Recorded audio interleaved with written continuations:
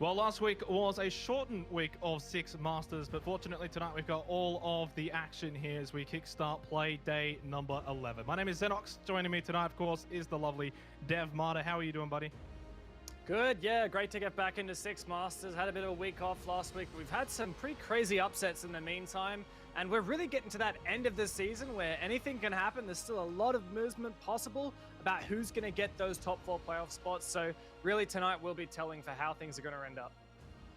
Yeah, for certain. We was talking off air for probably almost an hour about the many different possibilities of the way tonight can go, tomorrow night, etc. We want to hear, though, your possibilities of how you think these games are going to go. Of course, the socials down below, get involved, get on those poll votes, and let us know how you think these matches are going to play out. But Dev, last week it was a bit different, of course, only playing the Playday 9. So Playday 10 has been, of course, rescheduled for the end of next week after Playdays 13 and 14. Yep, and so we still have just a couple more games to go, 2 more playdays. This week we'll have 2 best of 2s tonight, and looking to get pretty close in terms of who's going to make those top 4. Like I was alluding to earlier, we've had a lot of shift. In fact, Elevate slipped out of those top spots. We still have Wildcard doing really well, and this is really that part of the season when we start to question, wait, maybe some of those teams that we thought were going to be guaranteed for playoffs, maybe not even going to make it through. Yeah, exactly right. But then there's now that new dynamic that we didn't think was going to be the case, but some teams have played extra games. You know, Wildcard have actually got a game in hand, and yet they're 3 points still clear in first place. It goes to show how dominating they have been. But teams like Sinister and Pittsburgh Knights, they got to play last week, whereas a few others didn't. So while they play, you know, again tonight, they still need to, of course, get the job done. Otherwise, those teams that look like they're very far away, Dev, aren't really all that far away. Yeah, it's a good point you make, Xenox, about how some of these teams haven't played last week. And for example, one of the teams that did in fact play last week is Elevate. But despite having those extra games under their belt, due to not getting any points over Knights last week in their match, they're actually sitting outside the playoffs bracket right now. We're talking about Elevate, the seed 1 coming into this whole season. So there's been a huge shakeup here and a lot of possibility for movement. Like you're saying, if any of these teams here win 2 maps, they're going to get 6 points and leapfrog up over some of their opponents. Really, anyone from 1st into 6th could end up in those top 4 spots. And look, there's even a look in for Ferox down there in 7th as well. Definitely correct. Of course, we'll have a quick look at tonight's games, the ones that going to be played tonight for this Playday. LFO versus Sinister will be the matchup that we will be seeing first. And again, continuing on with that storyline, Sinister did play last week. They did play against Kanga. LFO haven't played for 2 weeks now, since May 19, Dev, so they might be a bit cold coming into this series. Yeah, that said, LFO are a team that like to do their preparation. They like to do their counter-strating, their VOD work. So they've had a bit of extra time to do that, refine some of their strategies, and that could work out. Let's have a look at LFO. These are the guys who came in qualified for this tournament through the open qualifier, and they really have come out with a bang, taking some maps off of some really serious teams. We're talking Knights, Wildcard, and some of these other big boys. These guys have been sending it all the way. Yeah, exactly right. And sort of, again, touching on what I mentioned as we sort of alluded to with LFO not playing for 2 weeks, will they be a bit rusty? Or potentially, if you look at it as a positive, that is extra time for VOD review as well for these guys.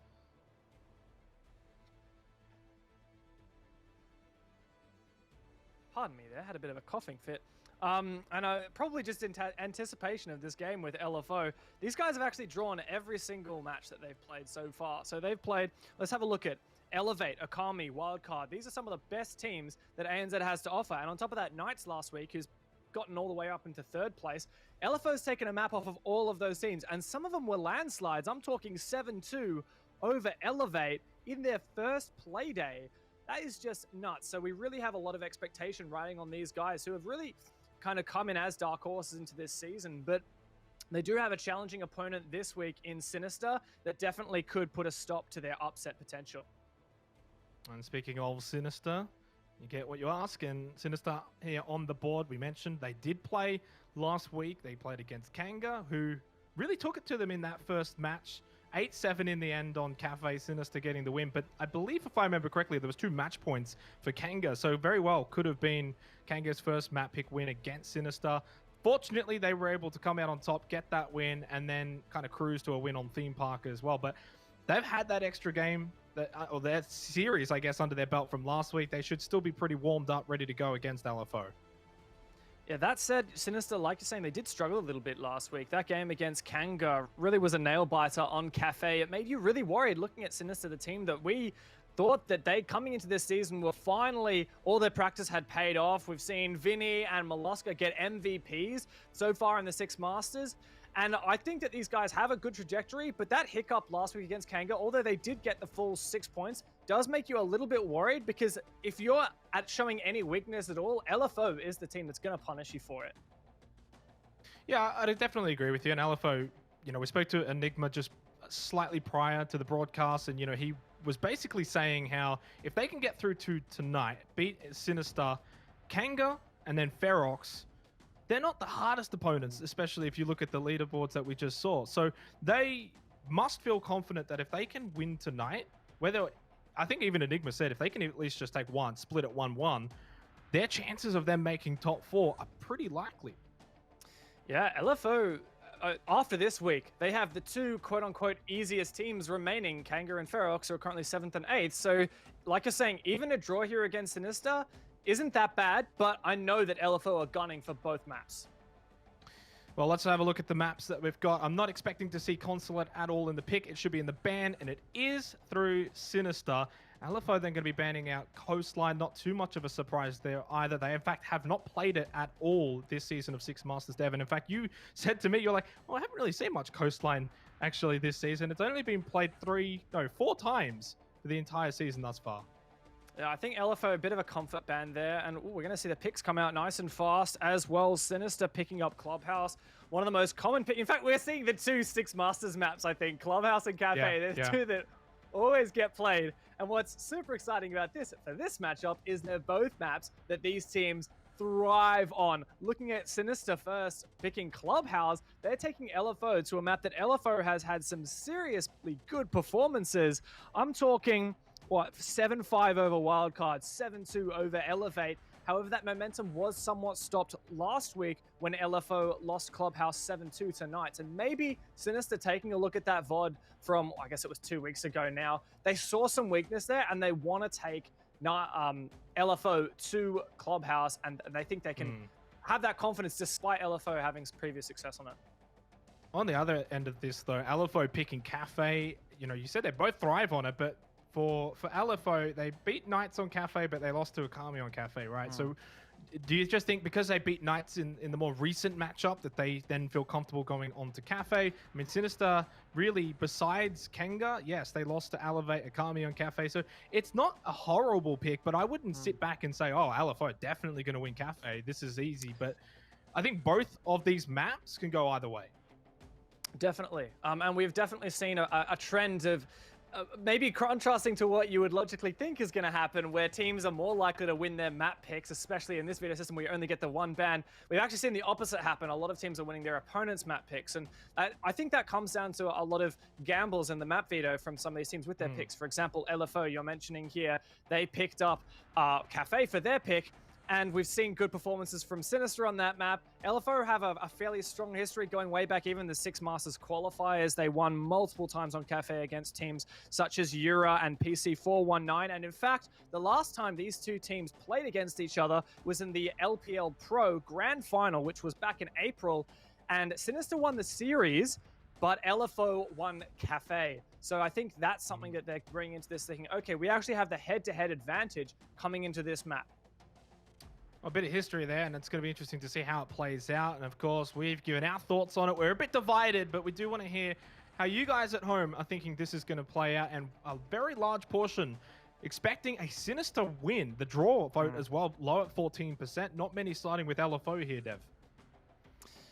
Yeah, well, LFO, I mean, seeing that 27% even is pretty encouraging, I think, for LFO fans, because coming into this season, they were the no-one team. They hadn't played in Pro League previously. Sinister have developed fans over seasons and seasons worth, and they are veterans of the ANZ community. LFO are the new and rising stars. And seeing even that 27% even without any kind of organization behind them, whereas Sinister, obviously quite a large organization hailing from North America, LFO still have that 27%. We've seen more lopsided polls than this, so I think this is very much a kind of an accurate reaction of what the community believes is the likeliness of this match, and I can see it favoring Sinister just a little bit. They do have that extra experience, but honestly, I've got to say draw, just because LFO have drawn every single match they've played so far, and I just want to see that trend continue.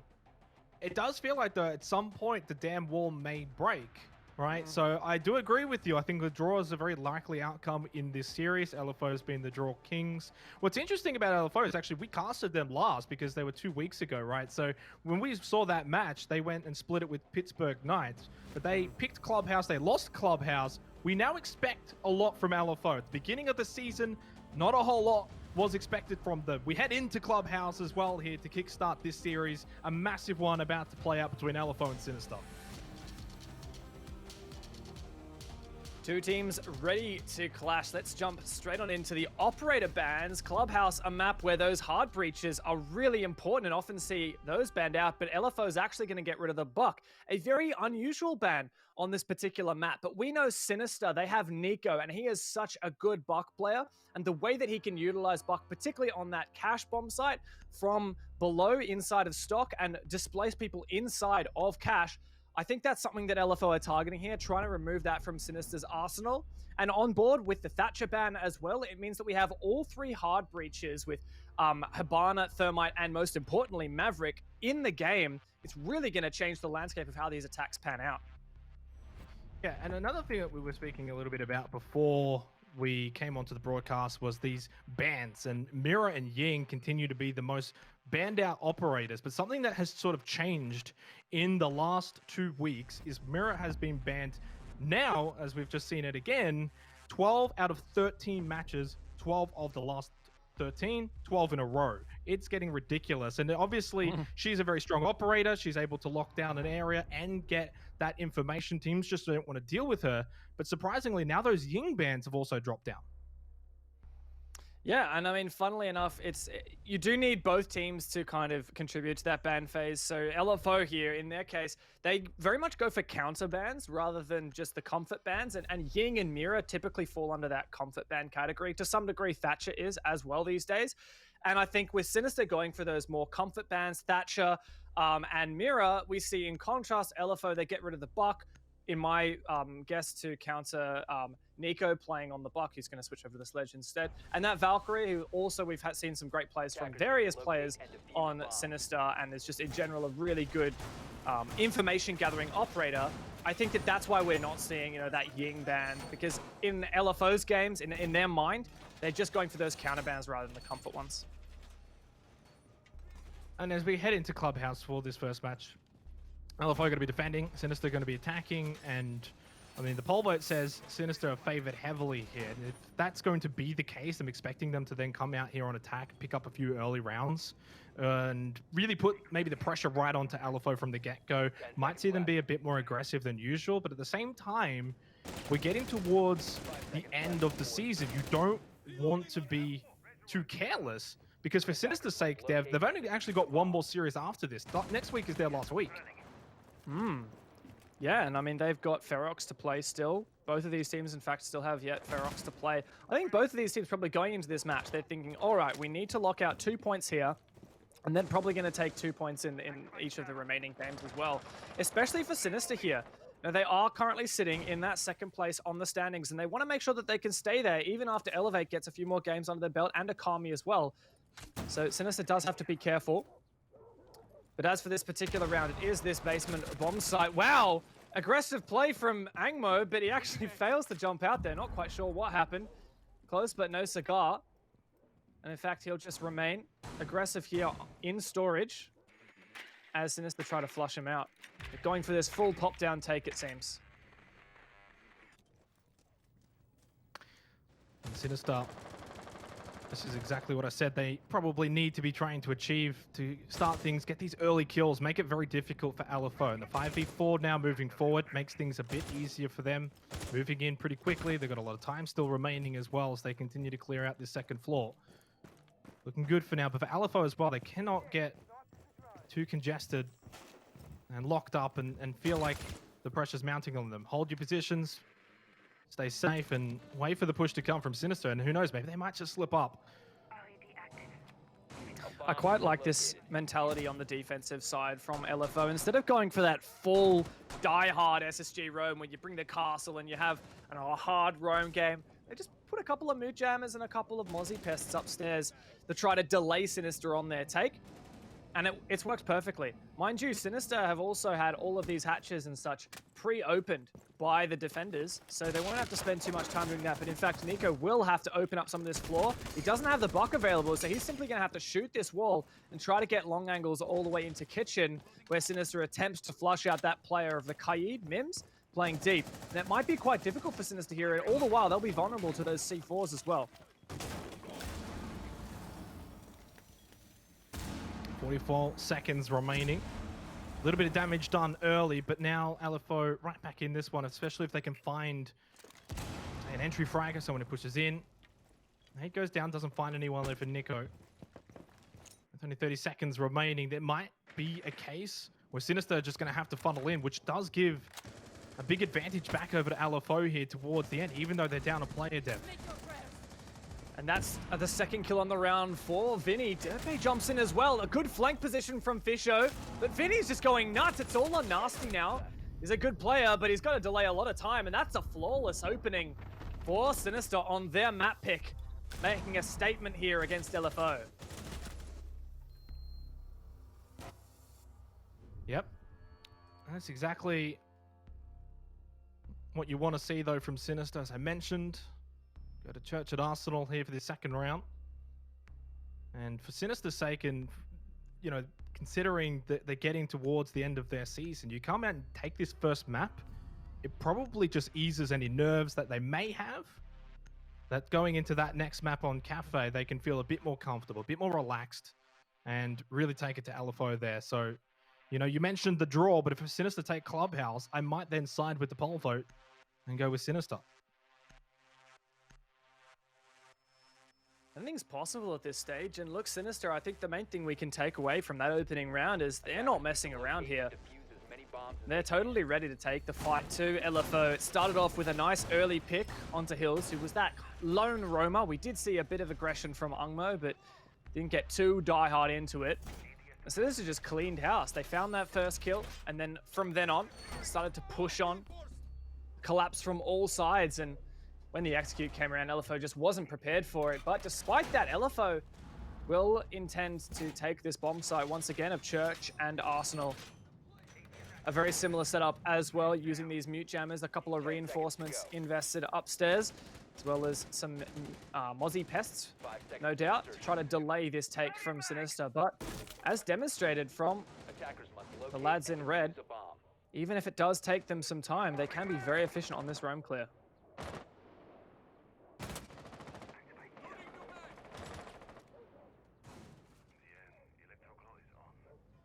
Ungmo continuing to play this aggressive position around storage and into lounge.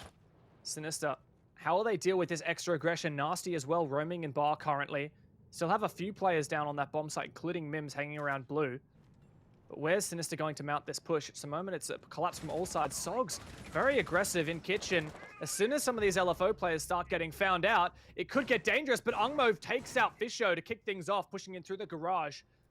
Some good utility taken out there from Fisho's hands, and now Sinister is going to have to deal with this read we've seen from LFO, that extra aggression. And right on the back of that pick, all of those LFO roamers, just the three of them, have defaulted back onto the objective downstairs. Sinister now have to re-drone. They have one man down, and no doubt the drones that Fisho would have brought have been neutralized. A great read here from LFO to delay as much time as possible. In fact, they've changed some of their reinforcements around and using that Rio on this Moto hatch, forcing Derp to use that utility. Some of the LFO players keen for an aggressive peek, and that's Nasty punished for it. Vinny's been on fire tonight. I believe that's his 4th kill in the game. Now together with Nico, trying to open up as much of this floor as possible. Another drone taken out, but this is good progress thus far from Sinister, despite that early pick against them.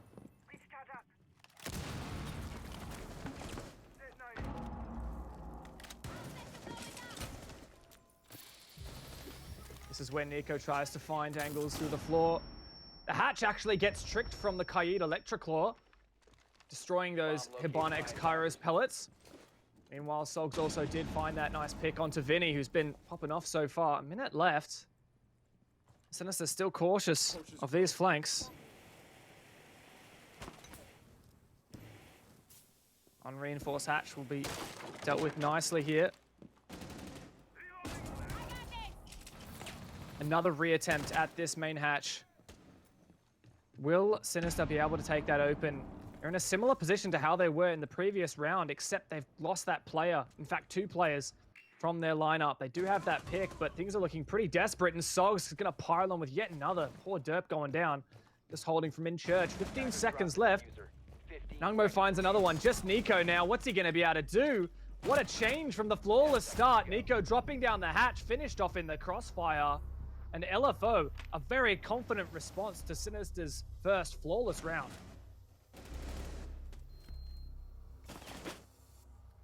Well, I hope you enjoyed that one, Dev. I know you love the I always enjoy screen time. I'll give you the air time as well.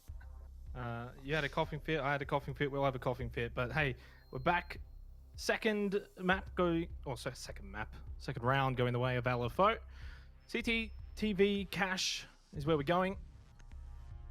But good to see the response from LFO. I mentioned it a little bit in that first round that, Sinister probably looking to come out, put the pressure right onto LFO. They're able to bounce back, respond, which is good to see. And I'm expecting to see a pretty close series between these two teams, even here on Clubhouse as well.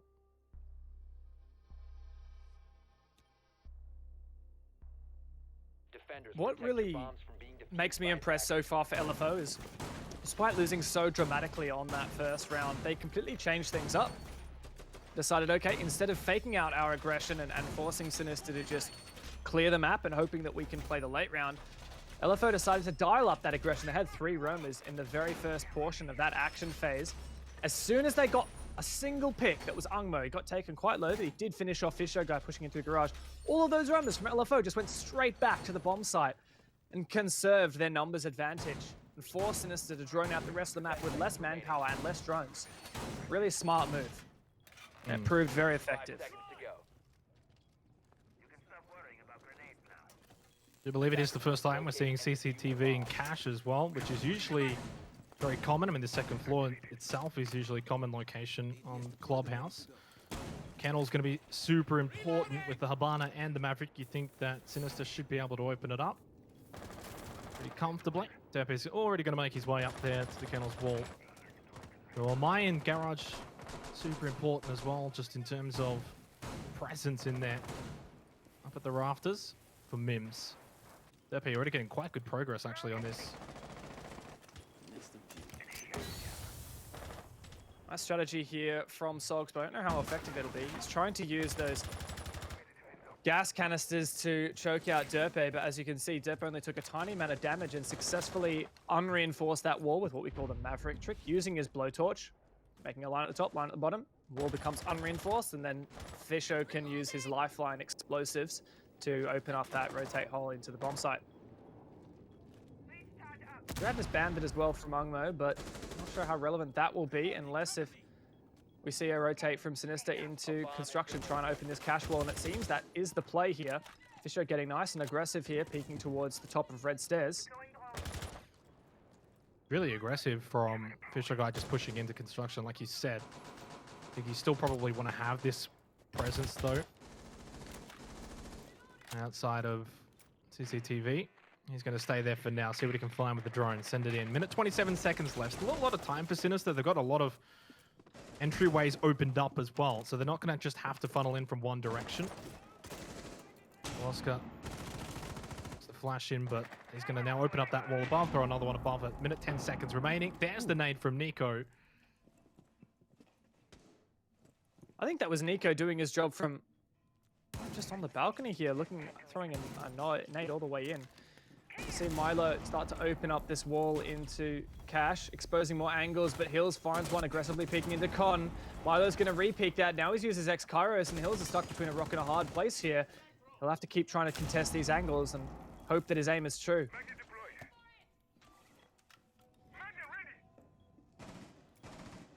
20 seconds remaining. He goes down. And Oscar takes his place, spray through the wall. A lot of damage onto Nasty Hills and Mims. Very, very low. Hills takes a lot more damage as well. 25 seconds remaining. I mean, LFO are completely banged up here. In a 4v4, not much time, but should be a pretty quick plant when it does go down. And Sinister are going to go straight in. Fisher guy finds Mims. But Rafters finds a second one. It does get traded out, though, by Hills down at Garage. And it's now a 1 versus 2. The fuse has been planted. Retake is now the option. With barely any health to his name. What real chance is there for Hills? Milo has been lit up very significantly. So just one bullet from Hills and Milo will go down. But Sinister, the players just waiting, holding this crossfire. Milo will be able to see if Hills crosses. Oh, and just a tiny tap under the foot will finish him off. Oh, a tough spot for Hills, but yeah, fortunately for Milo, Hills just so low on HP there. Nice, easy. It's never that easy, though. And really, the round as a whole wasn't easy. LFO pressured from pretty much every side. Not a lot of focus, though, from Kennels even after the wall was blown up, which was interesting to see from Sinister. But considering how much control they had over that construction site, not much of a surprise, really, at all. CCTV and Cash again. Second try, second chance for LFO. We'll see if second time's the charm. Hey, that mentality worked when it came to Church and Arsenal. They got flaws the first time round, and well, they turned it back onto Sinister for their second attempt. Could we see some kind of adaptation here from LFO to make the difference? They did lose the opening pick on that previous round, and well, it seems like the pattern may continue from their Church Arsenal defenses.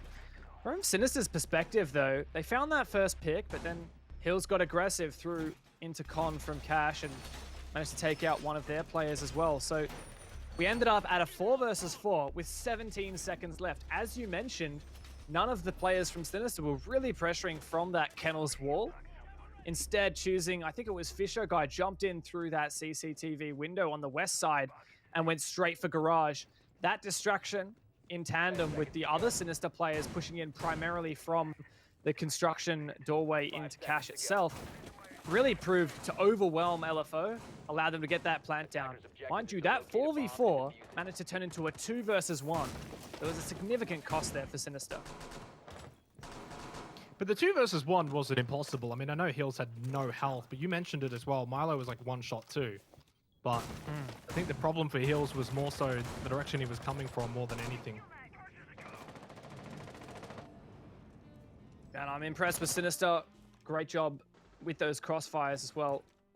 You can see Sogs making an adaptation here. Was the first to die in the previous round, and now he wants to get aggressive. This run out all the way from Strip.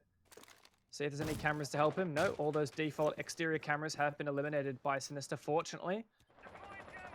Sogs wants some kind of info. He can run out this door, and he'll actually catch Milo if he does. Potentially Nico as well. Derp sending a drone in, and that's about to spot Sogs. There's a drone hole right there. Derp spots him, no doubt. And someone will surely be watching for this.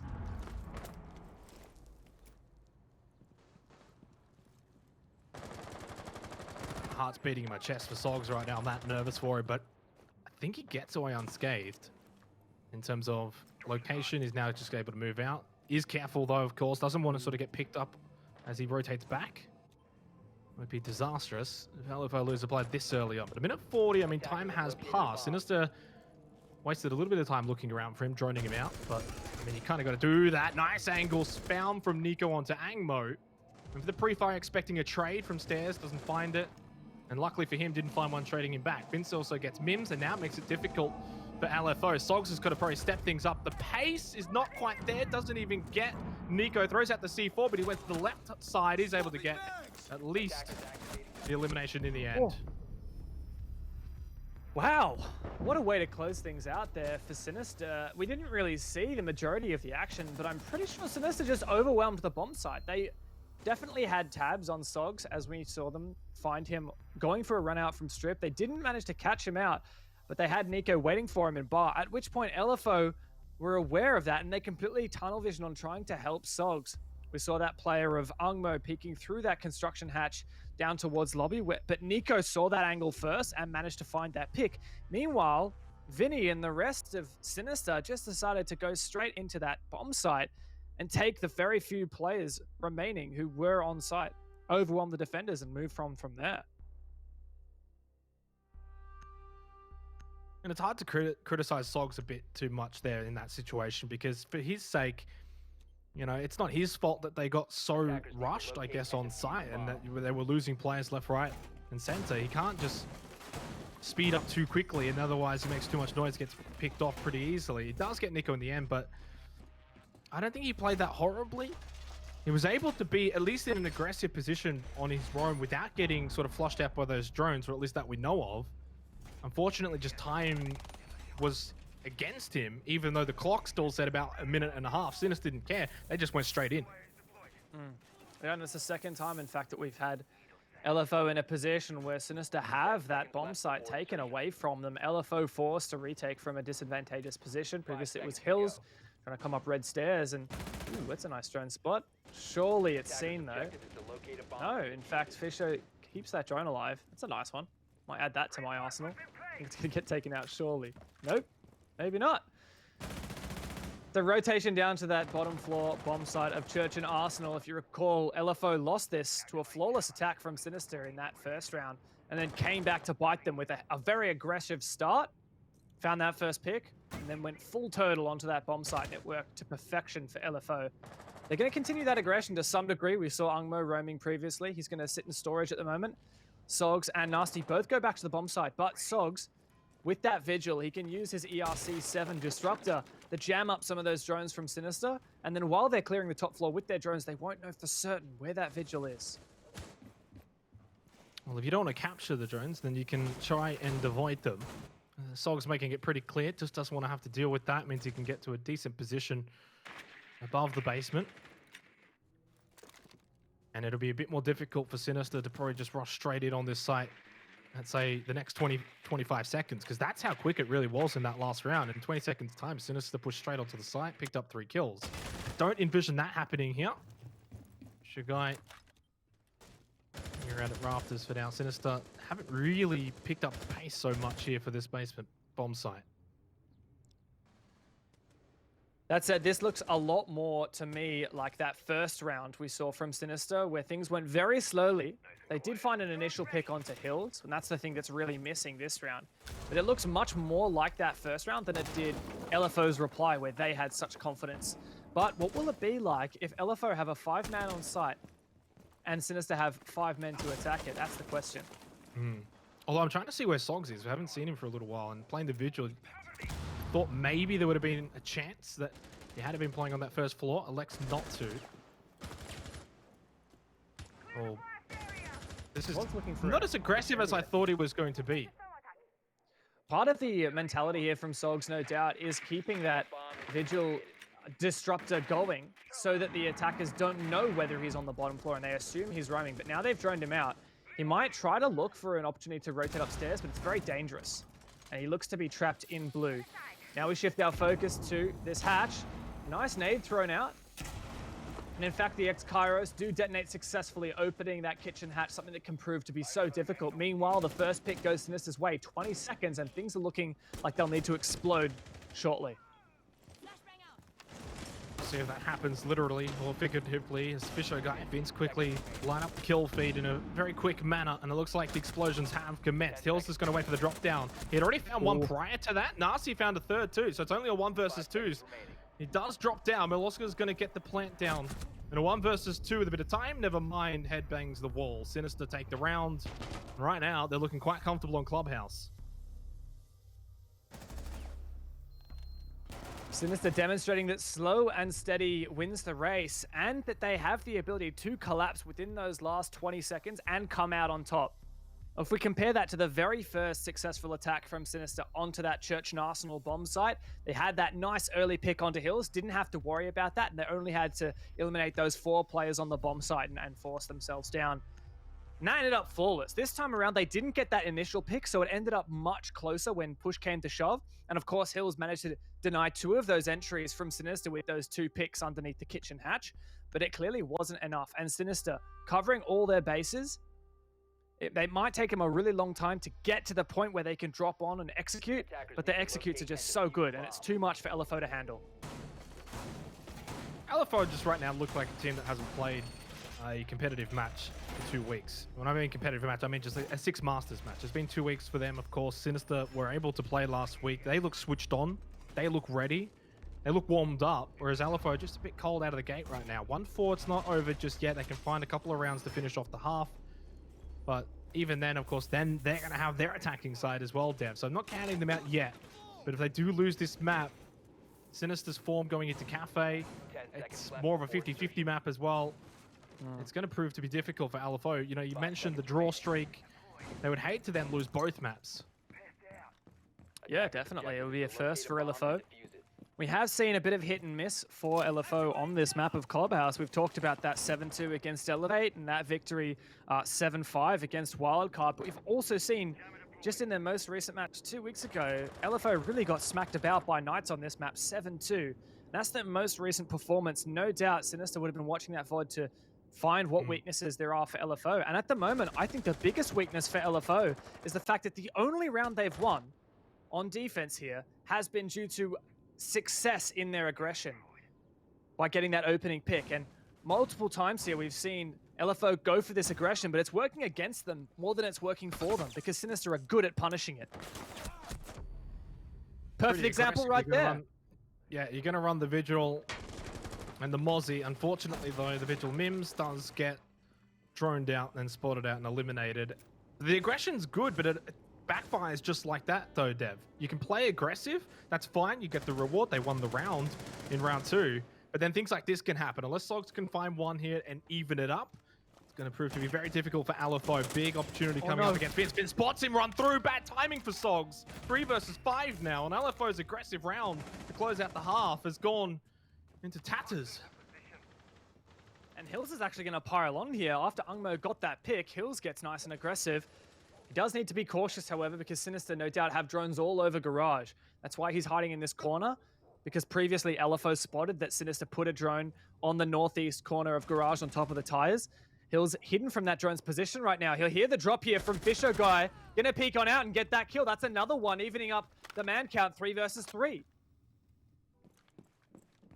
With 1:10 remaining as well. 3v3 sounds a lot more doable here for LFO. I'm not sure what Vince was thinking there. Just ran around, didn't even think to check that maybe someone would be standing. Angmo finds a kill, and how this game has quickly turned into the favor of LFO. It was 3-5 in front of for Sinister's favor.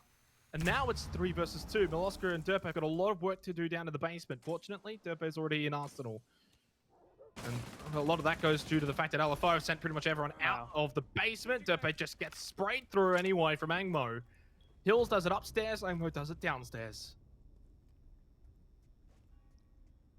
All on Miloska. 30 seconds to play with him. Has to make this 3 1v1s.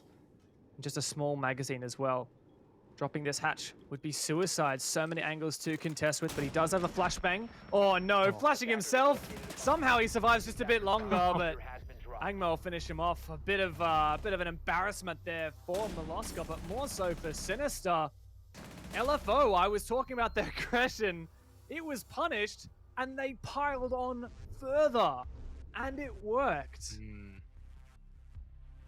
It's that interesting take of risk versus reward. 3-5, you lose your first 2 roamers, send in another one, see if that works, and it did. And you got to give credit to LFO for that, I think, to close out the round. They really needed to at least make it 2-4, because 1-5 almost feels impossible, that mountain that they would have to then climb back from. But at the very least, they stuck to their guns. They had a game plan going into that round, Dev. They stuck to it, and from there, they were at least able to bring it back, and then from there, capitalize and win the round.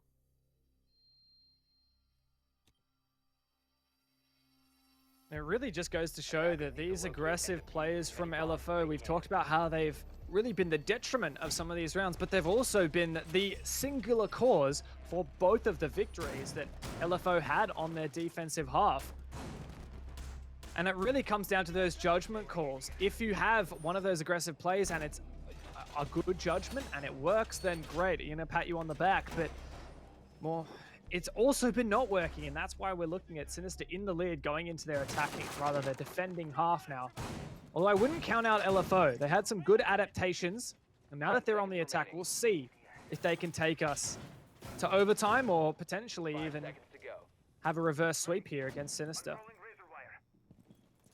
I mean, what is interesting, though, is that LFO, the only 2 rounds that they actually won on defense was down in Church and Arsenal. And, of course, now we're going to round 7 here on Church and Arsenal. Although this time LFO is going to be attacking. So we'll see if that trend that transpired in the first half maybe continues here for LFO's sake. If they can continue to play this bomb site well, but from the attacking side of things, make it 3-4, all of a sudden we've got ourselves a map. It's then very, very close between those 2 teams. But if it goes 2-5, Sinister can probably pull away on the defensive side.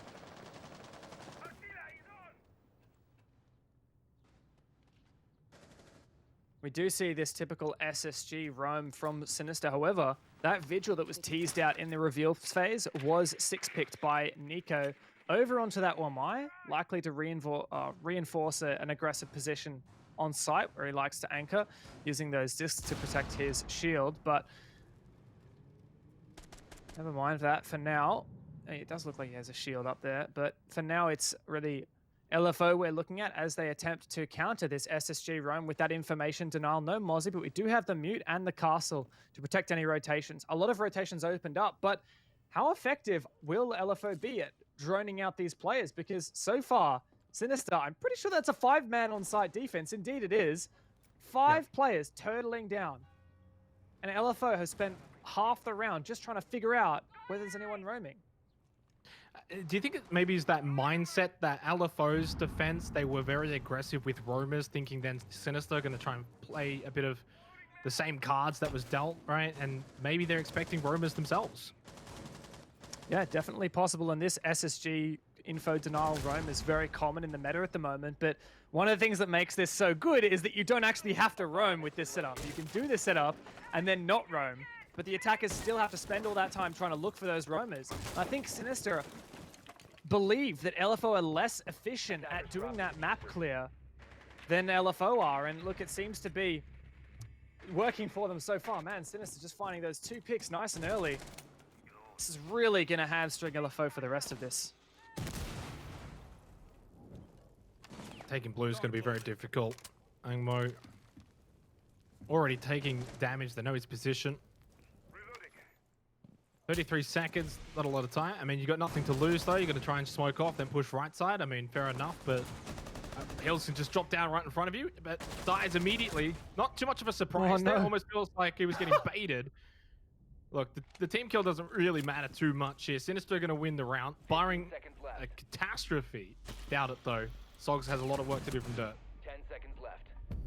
Sogs trying to push in from blue, but no, caught in that crossfire, and Sinister just looked so good there. Never for a moment did it seem like LFO had a look in on that round. From start with that setup, LFO too inefficient at dealing with it, and Sinister, when eventually the attackers started to cascade onto the bomb site, they found all of the opening picks. And it goes back to sort of what you were saying in that round, though. Around this, I think it was a minute and a half into that round, and you mentioned just how long it took them to really clear a lot of that first floor presence, which there was none. We knew that. They probably, at least it seems like, didn't. But in saying that, if they suspected that they were playing 5 on site, then the reason then would be, why did it take so long for them to sort of clear that first floor, put a lot of pressure on? So I don't want to assume for what they were thinking, Dev, but from what we saw and how they were playing it, a little too slow. Perhaps LFO need a little bit more practice, need to work on their map clears a little bit more efficiently, because in contrast, when LFO didn't get aggressive on their defenses, when they did the exact same strategy we just saw from Sinister, where you have that information denial upstairs, you pretend you're roaming, but you don't actually roam, Sinister didn't care. They just did their due diligence, they cleared the entire map, and they had half the round left to execute. And we talked about how good they were at executing, even with just 20 seconds left. They always use that time to get themselves an advantageous position to capitalize upon for the rest of the round. And LFO just weren't efficient in the way that we saw from Sinister. Either way, we go back to CCTV and Cash on the second floor. Another opportunity for LFO to not let Clubhouse slip away from them. It does feel like Sinister have got the grasp right over there. Straight for Kennel's wall. We'll see, though, if they're going to put a lot of pressure on this, because Sinister didn't. They elected more so to try and gain control of construction in the north side and push in from there. I'm sorry, this is the most painful thing to look at. Sinister have just bullied LFO. Well, I guess as a response, Hills does take out Milo. Fortunately, it's just a Jaeger, so his utility's been placed down. But just talking about that wall for a second, Sinister did completely mince it up. Whoa, that's a nice C4. Misses out. My God, I can't even get a point across because Sinister and LFO won't let me get a word in edgeways. But it looks like mincing up that wall didn't seem to have an impact by the end of it, because LFO, more specifically Nasty, managed to be quite efficient with that blowtorch and open up that wall. LFO numbers advantage and the Kennel's wall open. Let's see what they can do from here on.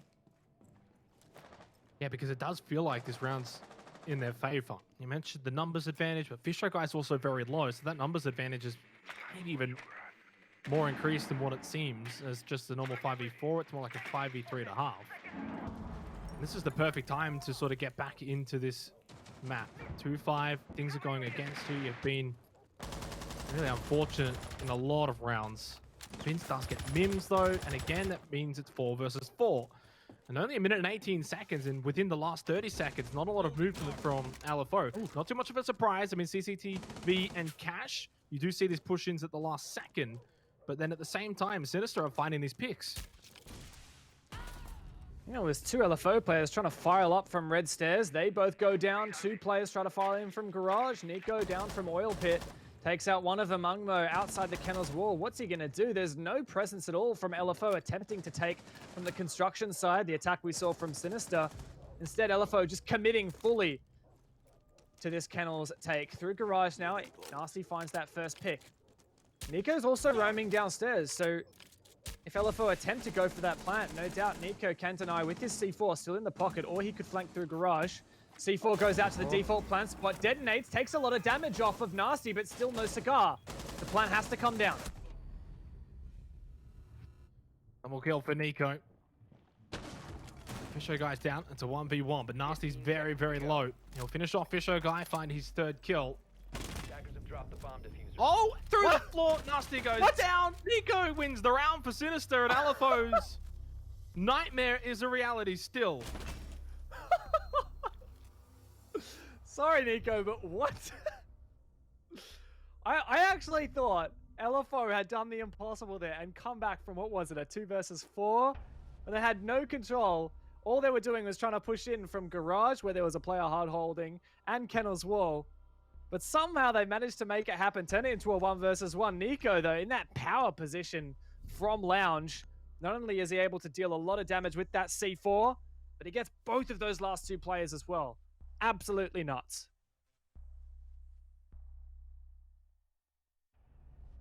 Huge performance, and for LFO now, it just feels dire, desperate.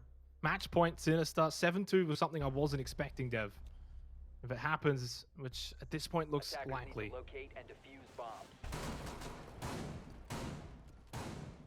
For LFO, need to see a little bit more accomplished in their attacks, not just in simply results, because they're yet to win an attack, forcing Sinister to go around the world, go to their 3rd choice bomb site. First time we've actually seen Bedroom and Gym here on this map. LFO never took it on their half.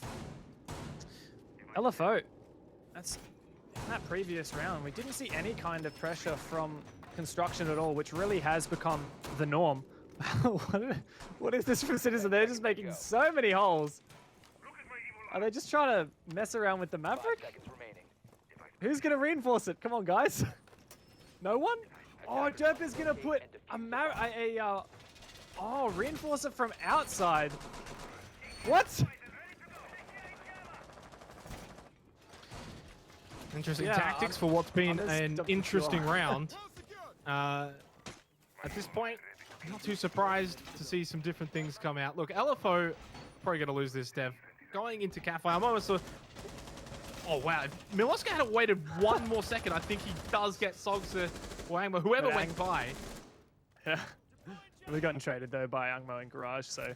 Yeah, bit of a risky play that Molluska decides not to go for. Probably wise. Oh, no!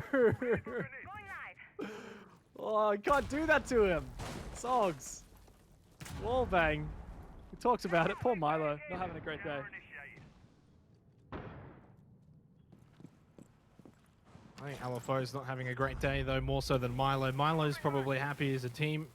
Dev, that's the main thing. 2 minutes. Or what could very well be the final attack from LFO here on Clubhouse. It's a better start, though. This is their problem. Now you've got this sort of scoreboard pressure as well. 2-6.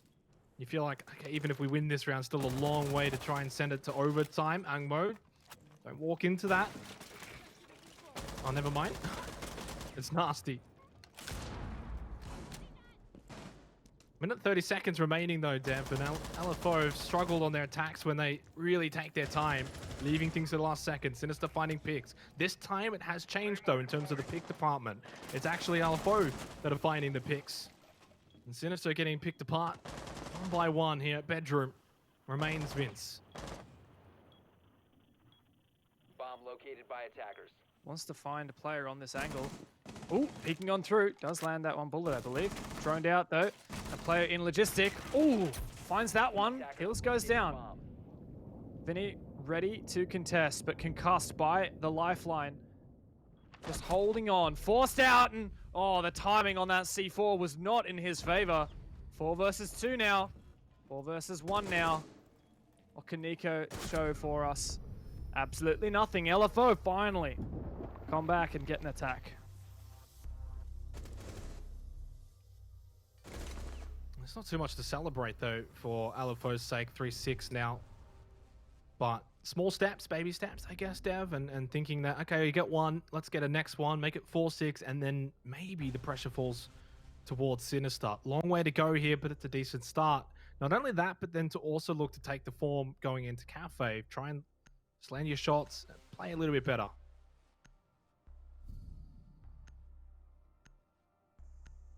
Well, you got to start somewhere here for LFO, and, well, it's a tumultuous task ahead of him. Sinister looking in control of this map. They did pick it, and they did get a chance to watch LFO 2 weeks ago lose it 7-2 to Knights. Well, at least LFO have gotten more rounds they did against Knights here. Attackers need to locate and defuse. But yeah, I'm as much a skeptic as you are, Jake. I just don't see LFO really being able to call this back to a 6-6. We'll need to see a lot more sophistication on their attacks. And you know, strangely, Sinister have actually changed their operator lineup on this defense, which previously was just so effective with that SSG-style roam lineup, using the Mute and the Castle, which neither of which have been picks now, because it played into the weakness of LFO, which is slow map control taking. They just were so inefficient at clearing out that roam with those Mute jammers upstairs and the Castle barricades. Despite that, Sinister are going to opt just to go for a much more turtle-style hold without putting much utility upstairs. I had a couple players upstairs. Fisher was opening a few hatches. Nico's upstairs at the moment, but surely there's just a full default back onto site. I mean, LFO have sort of shown as well to Sinister that they really do take their time trying to be wary of roamers. If that's going to be the case, you might as well just turtle on site. Wait for them to sort of waste about a minute and a half before they really start to open up the floorboards and then put some pressure onto Sinister. So Sinister are fine with that. They also know that this has worked for them successfully in the past. Why not do it again? You only need one more round, so there's no reason to run around and take too many risks. They don't need to take risks right now. Just play safe, play smart. And honestly, wait for LFO maybe to mess up, because that just seems the way it's been going so far in this match. Yeah, I totally agree with you with the sentiment that Sinister could just kind of chill out and wait for LFO to make a mistake. But that's why I'm confused as to why Sinister have changed their operator lineup, changed their defensive mentality here. They're still going for that full turtle, 5 players on site, but are investing that utility upstairs, which means LFO can much more efficiently clear the map, which is exactly what they've done. You can see only 1 minute and 20 seconds, 1 minute and 10 seconds down, and they're already starting to get a look in on blue and start taking out some of these players, wasting the my discs now to enable Ungmo to try and fry that player behind the generator. And LFO have making really good time at the moment. Yeah, I was literally about to mention that. To credit LFO, they've been a lot quicker in this round. They had to be. And fortunately, Ungmo is successful. Turns out they're playing in blue. They can drone it out. They got so much time, 1:20. If they can get this drop down secured, I think LFO should be able to at least find another couple of kills, get position, go for the plant if necessary. May not even come to that though, Dev. If they can find a couple more picks, they can then push in, get the last couple holding angles. Tap, tap. Oh, he sees one. Does just skim Vinny. You can see tiny lick of damage on him. But Vinny contesting this with the ACOG of his own. Some utility put both directions, and you can see the contest coming out on blue. Couple pre-fires through the smoke for Vinny. But still, LFO don't have this control. Oh no, what an ill-timed prone. Fisher guy does find that pick on the Sogs, and now Sinister are in the driver's seat once again here on this blue take. They should know where Fisher guy is. They have the location of him. Shouldn't be too impossible to potentially trade it back out. Nico's watching, then looking for the retrade if Fisher guy does go down. And time for drop down for Angmo. They knew Fisher guy's location. There's the trade that was mentioned though. Nico was ready for that in position. 3 versus 2. 10 seconds, but the plant's going to go down from Nasty. Nico realizes this. Wants to see if he can disrupt it. Isn't going to be able to. Takes the pick. A bit of damage is now done. 45 seconds here. Big opportunity for Sinister to finish this round if Nico and Vincia find his last 3 players. Vinny still has a C4 in the pocket as well. Finds that first kill. Vinny with the C4 could make all the difference. He doesn't even need it. Just gonna find 2 with the shotgun. All on hills here, and it's match point against him. He has to hold on as long as possible. No utility. He'll need to trust in his rifle. Finds the first one. All on Vinny. 1 versus 1. Peeking around the corner. Can he close it out? The map on the line. He gets the injure. And there's time. But does he start it? He does. That's going to be the map for Sinister. Oh my days. 0.41 seconds. GG. Sinister take Clubhouse. In a dramatic fashion, in a dramatic finish, it looked like LFO were maybe mounting a comeback. It's cut short, stopped dead in its tracks from Vincia. That was a 2 versus 3, but Vinny got all of those kills. It was almost like a 1 versus 3 there. That was nuts. And to close out the map, 7-3 with 17 kills, man. He's plus 12. That's over a 3.0 KD for Vincia. Unparalleled right there. Unparalleled as a team as well, I think, for Sinister. You know, 17 kills. Look, it's hard to not say, wow, what a game from Vincia. But as a team, Sinister played that really, really convincing on Clubhouse. And I just want to take us back a bit here, Dev. I did say, you know, coming into this series, Sinister got to play their match last week. LFO didn't. Is that something that maybe is playing a factor? I wouldn't put everything on it, and I don't want to then provide LFO with an excuse to Sinister. Sinister earned that. They played absolutely sublime, both attack and defense, and Vincia popped off, and everything is in their corner. And now going into Kafe, that poll vote suddenly looks a lot more realistic, and I think there's a big opportunity for Sinister to maybe end this draw streak of LFO. It's true, but bear in mind that was Sinister's map pick, and LFO don't have the greatest form on Clubhouse 2 weeks ago, losing 7-2 to Knights. Sinister saw that weakness and outclassed them today.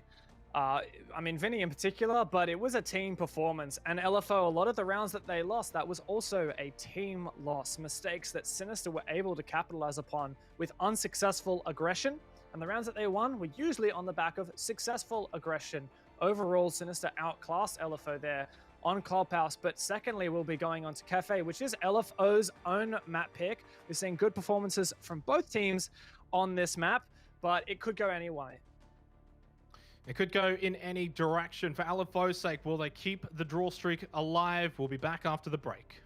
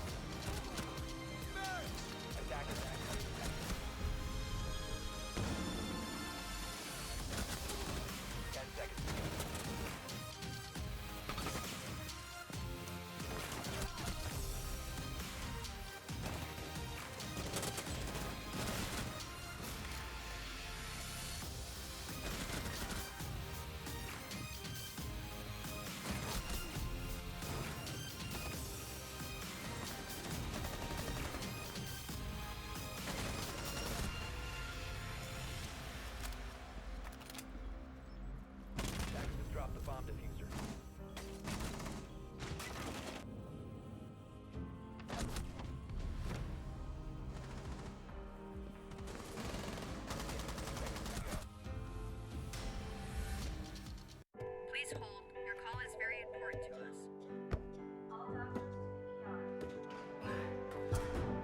All operators are busy at this time.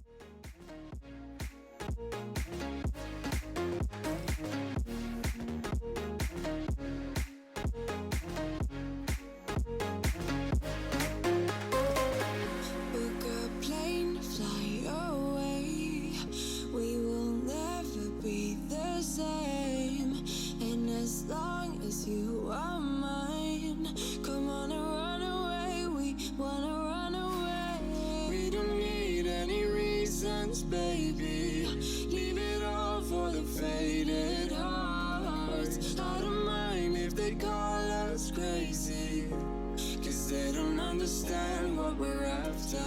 We're never heading back until we're older. We couldn't care no more, not any longer.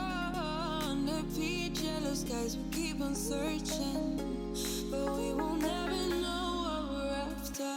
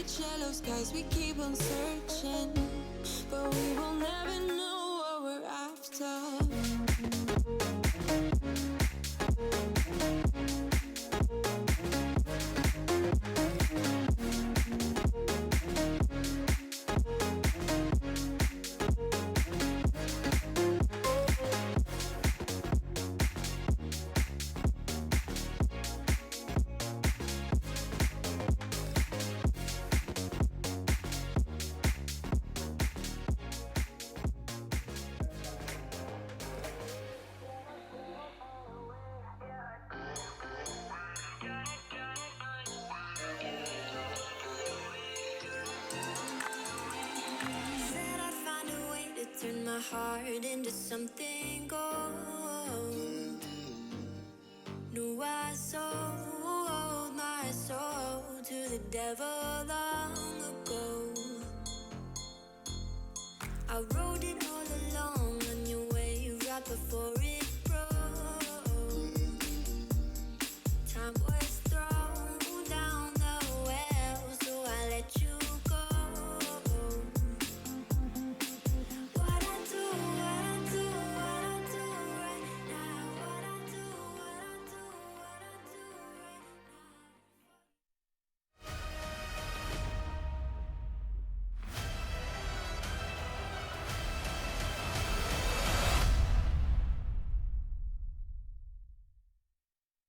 Well, Clubhouse went all the way into Sinister's favor, 7-3. LFO's draw streak is now being threatened as we head into Kafe. Fortunately, Dev, they at least picked Kafe, so they've got their hopes up going into this next round. Yeah, and hey, last time these two teams played each other, LFO one map on Kafe. It was an overtime 8-6. Hey, maybe it'll happen again. They also played Clubhouse last time, and Sinister won that, so I mean, maybe we'll just see a repeat. It's possible, and that allows the LFO draw streak that I'm a huge fan of to continue. Who knows? Look, you know, coming into this series, pumping up LFO's tires a little bit, I thought maybe there was a chance that draw streak would end in the opposite fashion with 2 wins. It was all dependent on how Clubhouse was going to go. That very evidently did not go in their way at all. And so Sinister taking that map, now they've got an opportunity to end that draw streak. You probably do feel like we are going to see LFO at least play a bit tighter to Sinister on this next map on Kafe. Of course, we have the poll vote that you guys entered at the beginning of the series. You were all pretty convinced that Sinister were going to win. Dev, they're looking pretty on the money right now with this 59%. If the game continues to go as it did on Clubhouse, Sinister outclassing LFO, then yeah, I would definitely say Sinister's on the money. But that said, last week, or I guess 2 weeks ago, when LFO last played, they played both of these maps against Knights, and they lost Clubhouse 7-2, and they won Kafe 7-5. So I would not be surprised to see LFO come back stronger on Kafe, especially because last week when Sinister played Kafe, they were pushed against Kanga. I think it's pretty safe to say the weakest team in the league, all the way to overtime 8-7 and barely won that. So Sinister maybe not the best form on Kafe, LFO quite the opposite. Well, it's their last chance for tonight for LFO to keep the draw streak alive. As we head into Kafe, Sinister looking to pick up a 2-0. It would definitely go a long way of increasing their chances of staying in the top 4, Dev, because they've only got one more play day to come, which is next week against Ferox. Yep, still a lot of opportunity to move for these two teams, and heck of a lot on the line, especially for Sinister, currently sitting in 2nd place on the 6 Masters standings. And, well, a win here would leapfrog them into 1st place in the 6 Masters. Now, that is amazing coming from the trajectory these guys have been on throughout Pro League and 2020 in general.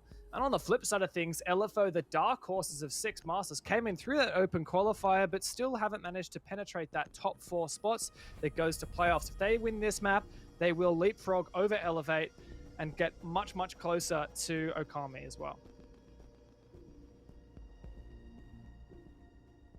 Coming on to Kafe, some different bands coming out. Sledge, well, mine, not usually seeing those too often. Very unusual. The mirror streak's live, though.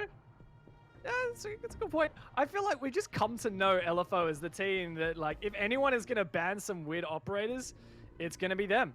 And I'm just going to say that Wamai was played quite persistently by Sinister on that previous map on, I believe, all 3 bomb sites. I can't remember about Gym and Bedroom.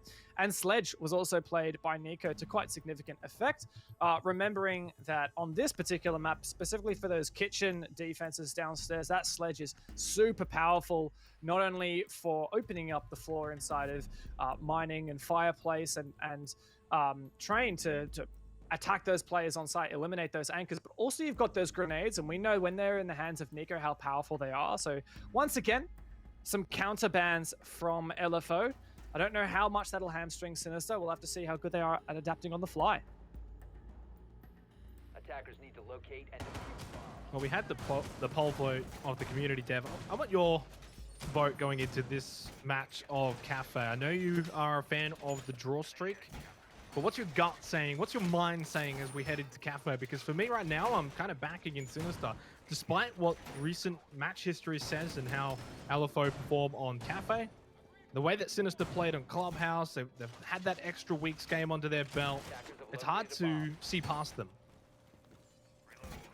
Look, I totally concede. Sinister are looking in great form, especially after that last map. And what I was saying is they outclassed LFO on Clubhouse, and well, I think that is definitely accurate. They just look like a much more sophisticated team. And it could be that that continues on to Kafe, but once I remember that LFO played Kafe last week and did a great job taking out Knight 7-5, and Sinister played against Kanga, the weakest team in the league, last week, and only barely won 8-7. That really does give me some credence towards supporting LFO for Kafe here, especially as they picked this map. They knew going into tonight, this is where they would end up.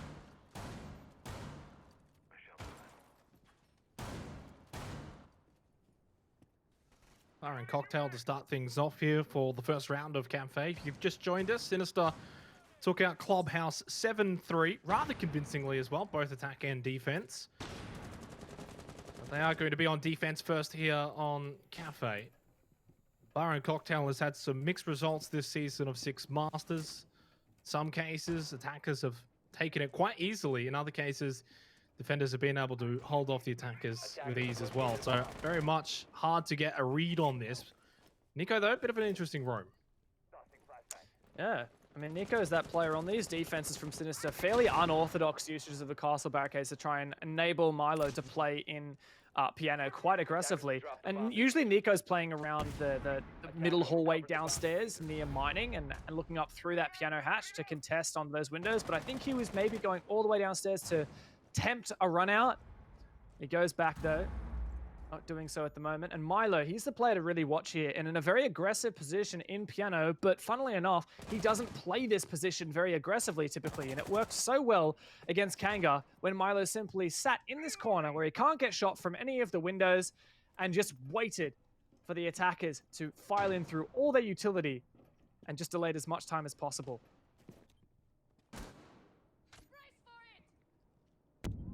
I believe we saw Jump out. a couple of weeks He ago just jumped against LFO as well from Knight. Miliska jumps out, gets the elimination onto Nasty. Detected, but he's going to get straight back into Bakery.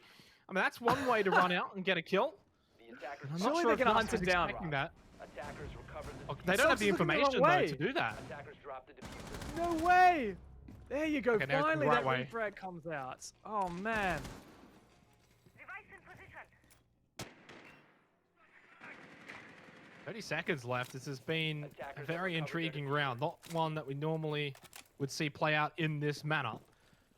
And we're going to push through Pixel. Just very much confirms that there's no one there. 20 seconds. And it's now down to a 4 versus 3, though, in favor of Sinister, considering the time on the clock.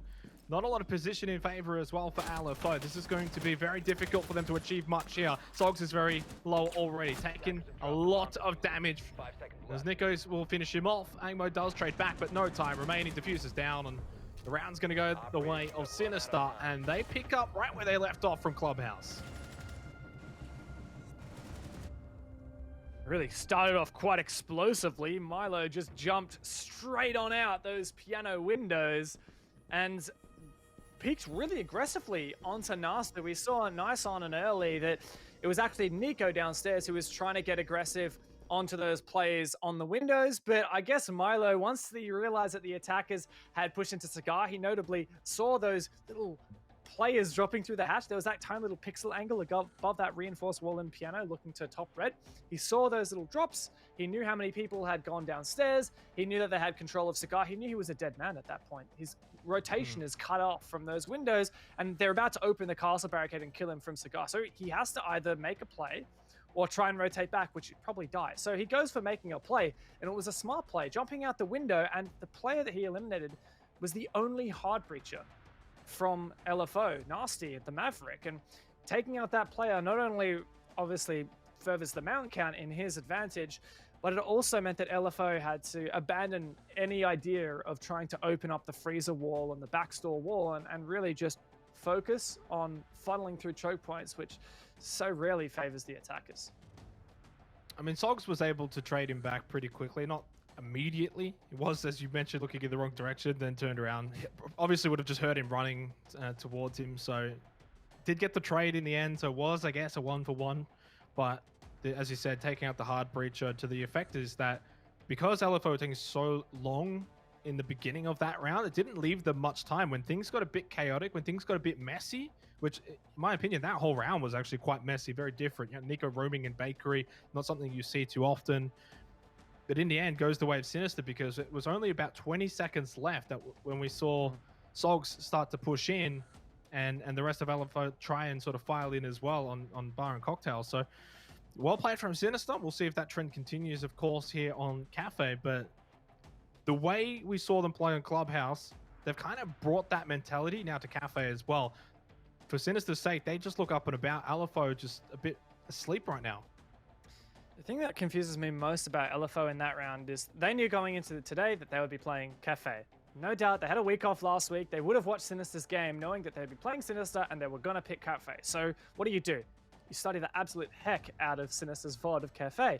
And Milo just did the exact same thing that he was doing last week, playing in that position. And I really would have thought that LFO would have constructed some kind of counter strat to that specific pocket strategy that Sinister used. And the most obvious one I can think of is using Capitao, using his firebolts, playing from the windows, having someone cut off his rotation if he moves out of that position, and just firebolting into that corner. We know how much LFO likes to bring the Capitao. They brought it was Ungmo previously on Clubhouse, so I don't understand why they wouldn't do that here. And I have two possible ideas. One, either they didn't analyze the VOD well enough and didn't locate that strategy and develop a counter strat to it. Or two, they just got so tunnel visioned on something else in the round that all of their prep went out the window. And that's just very uncharacteristic of LFO, the team that we know so typically is characterized for their counter strategy. How does LFO get back into this series now? You've lost the first map. You've now lost the first opening round on Kafe. I know you don't want to take too much into it. You know, it's only one round on Kafe. We still got a lot more that we need to see from LFO's attack and then potentially their defense as well then after that. But to me, the LFO that we saw last time out, I was going to say last week, I've got to change that. 2 weeks ago against Pittsburgh's Knights, that, you know, they split that, but they looked really good. And even though they didn't take that second map on Clubhouse, which again was a bit of their weaker map, they still played a bit better than what we saw from them tonight. And it almost just feels like I'm waiting for LFO to arrive. I'm waiting for LFO to just pick up a bit and start to frag out. We saw them on Clubhouse get a bit aggressive. There was almost a bit of a comeback. And I was thinking maybe then they're sort of perked up and ready to go here to go into Kafe. Only one round, but still messy, not clean. And we've seen that Bar and Cocktail is quite vulnerable. Yes, very much so. That's a great point, actually, you make. We talked in previous Six Masters weeks about Bar Cocktail. What was typically the most favored bomb site was actually becoming the worst result bomb site, the least defensible, and more teams were winning on their attack than their defense. And then we saw a trend of almost no picks on Bar Cocktail at all, which was strange. But Sinister, they've developed this new and unusual strategy of keeping Milo in that dark corner near the Christmas tree, between the Christmas tree and the minibar in Piano, where he can't get shot from any windows. And that seems to work really well against Kanga last week. Sinister are keeping on with using that strategy. LFO haven't developed a counter to it. And I'm going to reinforce that. LFO, like their Capitao, Ungmo plays it all the time. Wamai is banned. There is literally no utility that can prevent those firebolts from landing on the floor there. Why not bring the Capitao, force Milo out of that position, and then cut him off as he tries to rotate out? A bit of an oversight there from LFO. I know I am being a bit hypercritical here. I don't know what's happening in their coaching sessions. I don't know what's happening in their VOD reviews, but I feel like there is an opportunity there, and I would love to see later in this game when Sinister returns to that top floor for that Capitao to come out on Ungmo and to see that adaptation counter what Sinister's brought to the table. Well, we mentioned Bar and Cocktail has been vulnerable. I was going to say that Reading and Fireplace has usually sort of been, now at least in this season of Six Masters, the harder site to take. And yeah, we're going to see Sinister take us down to Kitchen, Service and Cooking, and see what they can cook up for us here. We're gonna get those kitchen puns going, Dev. Come on. Like it, yeah. Well, I mean, LFO have been in the frying pan. Maybe Sinister's going to put him in the fire. Oh, Couple that's are it. in. Yeah, well, I like that one, yeah. Kind of a twist on the whole out of the frying pan into the fire. Love that. Sinister looking to have some kind of presence upstairs. Fisher guy on the Valkyrie. LFO Bandit on map number 1. No doubt there will be a few Valkyrie cameras placed on that second floor 10 seconds to enable Sinister to go for those C4s through the floor and attack any of those LFO players who might be trying to mince up that floor. We're really going to be looking at Sogs and Hills who have breaching charges in their pocket to open up the floor inside of Fireplace and Train and Mining, where we typically see the attackers do when they're going for that map control take. But we actually have mute jammers as well from Derpe and a bit of an aggressive roam from Milo, which is potentially going to stall out this LFO roam clear and mean that they have even less time to open up that floor and find those anchors. I'm intrigued to see where Milo's going to finish his roam, though. Because if you, I guess, push into Train, it's very hard to push out of it. I wouldn't be too surprised to see him just take a few shots, make his way back down red stairs, as it looks like that's what he may elect to do. Holding that second floor in terms of roamers, very difficult to then drop back down to, say, first floor. Yeah, it's a great point. And I think that Sinister's mentality here is, look, they did it on Clubhouse. Put that information and I'll use those mute jammers and make it so it takes a little bit longer for LFO to clear the map. And then what do? Just don't care about roaming at all. Or go back to site. LFO is going to waste a lot of time clearing the map. Made decent control so far. Angmo's already pushed on nicely down towards the hallway. 90. Mims and Nasty together droning out down to bottom white stairs. Angmo with the Nomad can place those air jabs nicely. I think I just heard a Valkyrie camera get taken out by Hills, so that's a nice little bit of work there. And you see these breaching charges get employed by Sogs to try to open up the floor and expose these anchors. Do we see any successful C4s from Sinister though? So far, only the breaching charges used. No C4s just yet. Still a minute remaining, but never mind. There's one from Nico. There's a successful one for you, Dev. You call it. As You know what's kind of with a minute ironic remaining, there? I was expecting to see them start to throw them out. That's what I was about to say. Yeah. But perfectly timed from Nico. I was just going to say, it's kind of ironic that it's the IQ who dies first, and it's the information gathering on that Valkyrie camera we were spectating that no doubt would help with these kinds of C4 plays. So Hills can't find that Valkyrie camera any longer, and LFO are just going to have to deal with that. Sinister have a lot of tools still in their arsenal, and time is ticking. 30 seconds to be exact as he starts to break down this wall. BB5 is going to make it very difficult, though, for LFO. We had seen them at one point turn a 3v5 disadvantage into a 3 versus 2 advantage over on Clubhouse. That's not going to be the same case here as the trades come out back and forth over in Kitchen Service. Nasty's going to go for the plant. Doesn't even get it down as Fisher guy will flush him out of the kitchen. 2 rounds in a row to Sinister. 9-3 technically now over the course of the 2 maps. It's all one-sided tonight.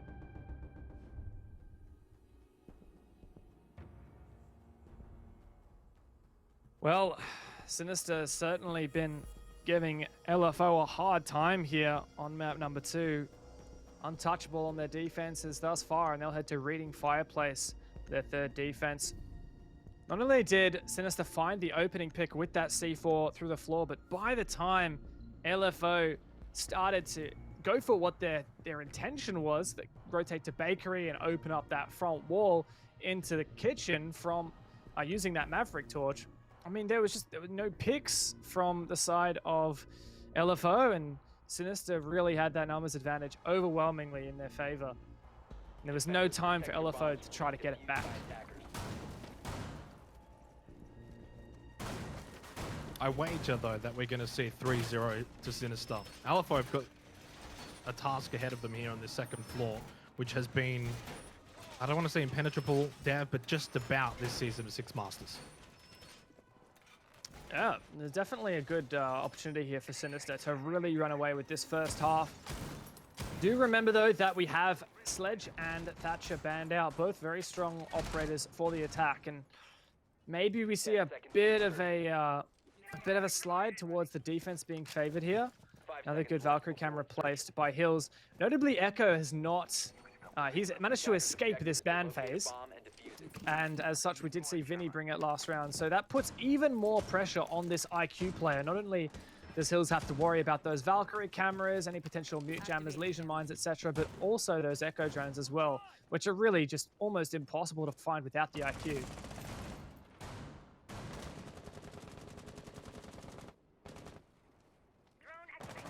Not really too much of a surprise setup from Sinister so far. Bit of a presence over in Cocktail.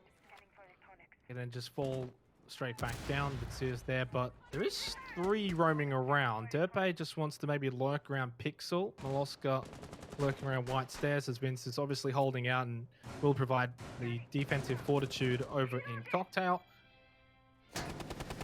This is very aggressive actually from Sinister, but it buys so much time. And LFO are going to find it very difficult to push in with a lot of time remaining. By the time they clear this 3rd floor, there's only going to be seconds remaining, and not like 5 seconds, but probably something like 40 seconds or so, Dev. And that's exactly what happened last round. By the time LFO cleared the map and started to rotate towards Bakery, just 30 seconds left. Not sure where that firebolt from the Capital went off. I think that was at Pixel. And the Nomad air jab. There you go. So Derpe fully flushed off of this position, and White can start to be pressured by LFO, but you've got to go a lot further than that, mate. It's Cocktail that's really the big business. And it's like taking a bomb site in itself, though, Cocktail. Oh, yeah. By the time you get to it, it's as if you're ready to plant. Mosca then just falls down, gets away for free. It's becoming a very common theme on Kafe, and these reading and fireplaces, and that's just what adds to the effect that makes that 2nd floor site just so difficult to take as the attackers. Not to mention, there are still a few gas babes left in the pocket. Milo sends out his penultimate one. He's got 1 more left. Might use that to flush out Pixel and allow him to get downstairs. But Fish Show, that through the floor must have been. That's the last gas taken out. Nico finds one as well. LFO just falling apart here, all on Nasty and Hills against 5 Sinister players. Didn't even get to the point of having to fall back. Maloska, though, continued to push forward. Does get punished by Hills. I don't want to just start throwing everything forward as Nasty opens up the wall. Then, well, Hills finds Vince. Nasty can continue to put pressure onto this bomb site now as well. This may just turn into the favor of LFO. Hold on. Good nades, but no cigar yet, and there you go. Close out from Sinister. It started very strongly. 3 picks all in their favor, and really it didn't let up from there. There was maybe a bit of a glimpse of hope there for Nasty, but nothing that you could take to the bank. 3-0, Dev. I think really now the series is running away from LFO. Clubhouse got out of hand. They lost too many rounds too quickly and too many in a row, and it's a trend that has now taken place here on Kafe as well. And really, there's not an excuse. It's not like, oh, you know, this is really, really defender-sided. You know, they're going to turn around on defense. Well, we've seen in the last few weeks, really, actually, this entire season of 6 Masters, it's 50-50 here. A lot of teams have dominated the attack of Kafe. Back to Bar and Cocktail, which, if they don't win this round, I'm almost ready to call it and say that draw streak's over. I gotta agree with you there, and especially because Sinister seem to be, for the most part, doing the same kind of strategy, bringing that castle. Milo setting up ADSs inside of Piano, so he'll likely play in that dark corner in between Christmas Tree and the half bar. And I was really hoping we'd see the Capital used to counter that, similar to how it was used to counter the position at Pixel in the previous round when Mims brought it. But no Capital taken at all. The Nomad's still present. The Hibana removed. Sog's going to switch onto the Ash instead, but I really don't know what the idea here is from LFO to clear Milo from that position. Because it's not even like once you kill him, that's the entire round gone. It's just step 1. So you need to get it away, get it done nice and quickly. If you have a hard counter like the firebolts from Capital, just do it. Just finish it off, start taking control and moving on from there. But I don't see this working. They're going to have to waste these ADSs using flashbangs and then try to flush them out using a grenade, for which they only have the 2 on Nasty, and he really needs to be alive into the late round, and we know that as soon as LFO find that, oh sorry, Sinister find that pick onto the hard breacher, it just eliminates so many more options for LFO. Nasty just took a big chunk of damage as well. And he's meant to be that sort of protected property, as you were saying. And this is going to slow LFO down even further.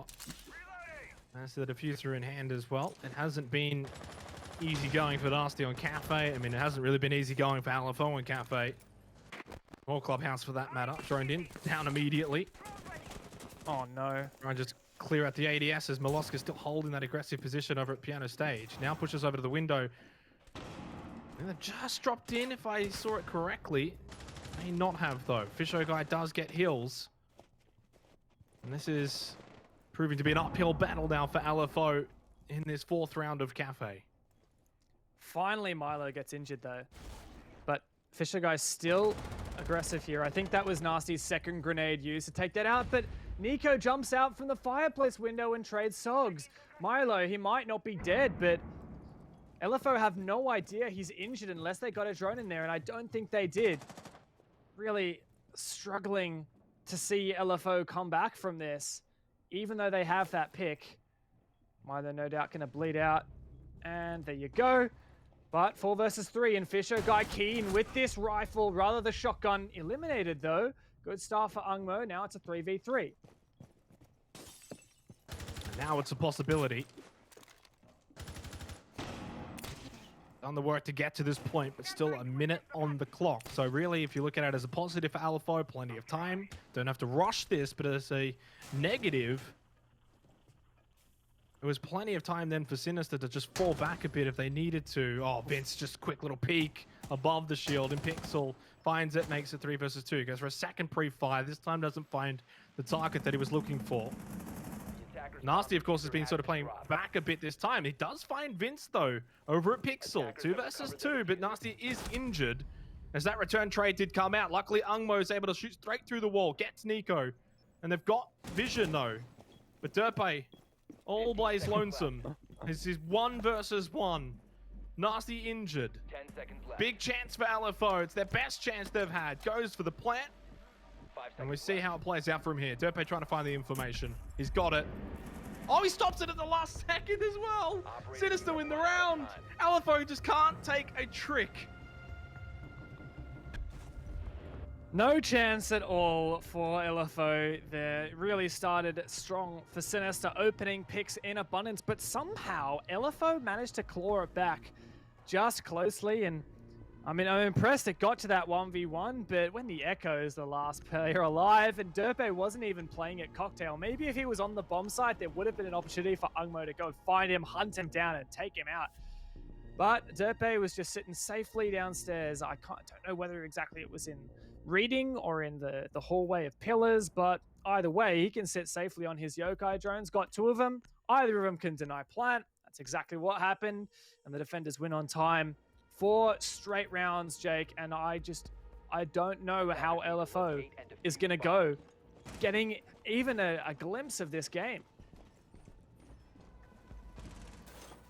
Feels like you're now starting to turn a tide here, Dev, and join my way of thinking for how the series is going to go. The dark side.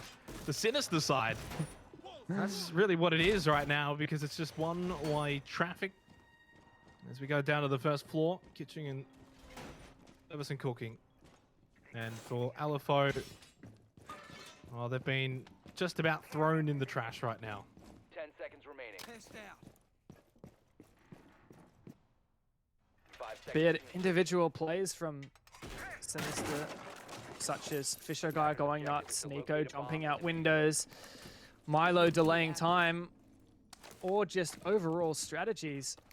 Sinister just seem to be more proficient at everything than LFO. And you can see the confidence from Fisher Guy to place his Valkyrie cameras in such exposed positions, because previously Hills wasn't able to take him out. Now it looks like now LFO is going to completely bypass that map control take, at least for now, and primarily focus on pushing in through Bakery. so they can open up these main walls. Now the Nomad will help this by denying aggressive pushes up through small bakery and prep here.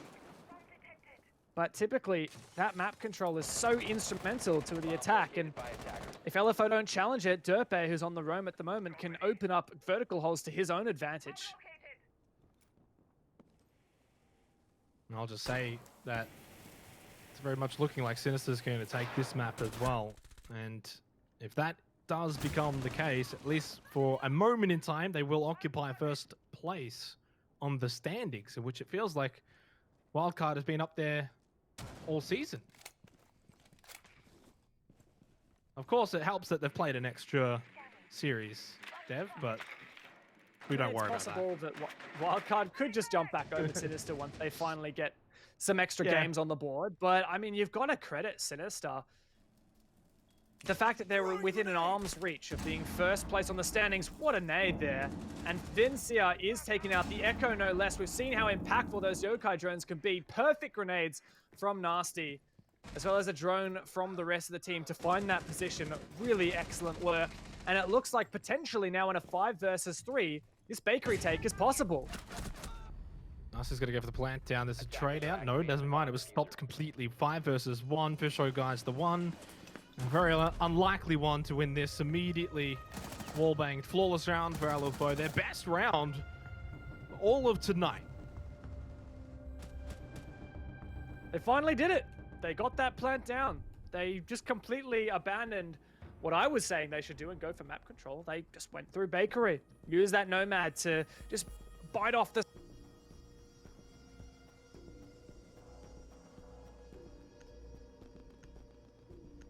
Bite off the... I don't know what we're biting off exactly, but... Oh, I may have tapped my mouse and muted my mic while I was mid-sentence, but I was in the middle of making an analogy. You left us all hanging now. What are we biting off? My mic. I bit off my mic, I think. No, what I was saying is LFO adopted the strategy of trying not to bite off more than they can chew. And instead of going for full map control, which Sinister was happy to play into, LFO just prioritized getting the minimum amount of ground that they needed to get that plant down. And it works so well for them. Just go straight for bakery, use the Nomad air jabs to prevent any kind of aggression. And it helps that Nasty got to nade that Echo out of existence. And from there on, it wasn't too difficult to plant there. Well, this is going to be difficult, though. 10 seconds left before Back down to that second floor, reading fireplace. And how convincing it was for Sinister to hold this last time around. They'll get it for their final defense here on Kafe. They make it 1-5. Very unlikely for LFO to then come back on their defense. Be very surprised if LFO can take this site, but if they can, Dev, it does mean they can take a lot of confidence going into their defensive half. Very much so, and even a 4-2 here has got to be a good position for Sinister going into their attacks. So the pressure is absolutely on LFO. They finally got a look in, and I mean, let's take a look, and taking into account Clubhouse as well, that previous round was the first time in 6 rounds LFO had finally had success and struck a round in their column. Now attacking Reading and Fireplace. They stalled out last time. Can they do any better and actually successfully take control of Cocktail? That's a nice way to kick things off for Angmo. Taking out the player at Pixel, it's Derpe. So already things looking up.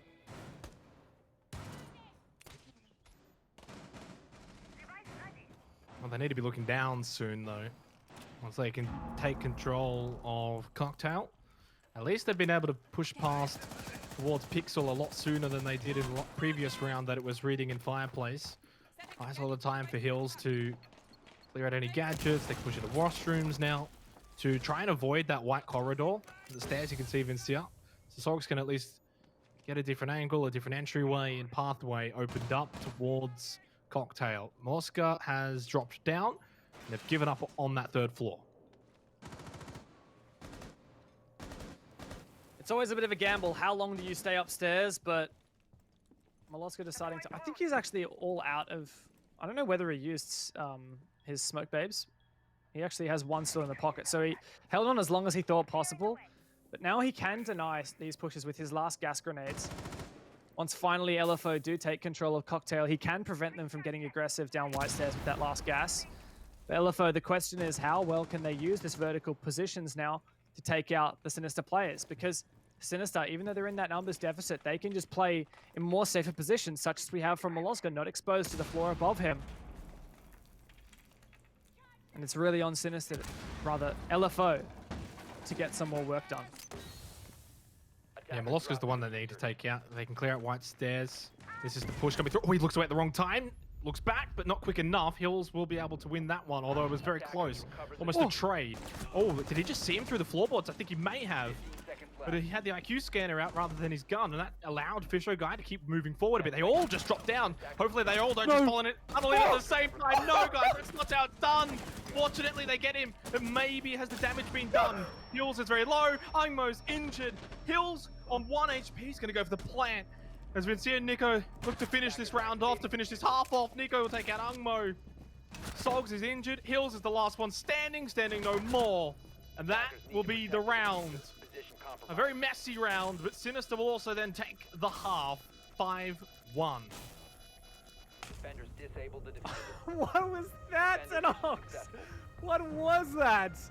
I mean, Fisho Guy, the last man to hold the reading doorway. I mean, he was an unfortunate moment for Milo, but really, watching Fisho here take out two of those players was so essential. The fact that he got that second injure, and the fact that Hills was so low on HP from that earlier engagement really made this possible here for Sinister on the retake. And I mean, man, it was just so intense that it got down to that 1 versus 1, but Sinister have got to be pretty happy with how they're tracking to close out this series 2-0.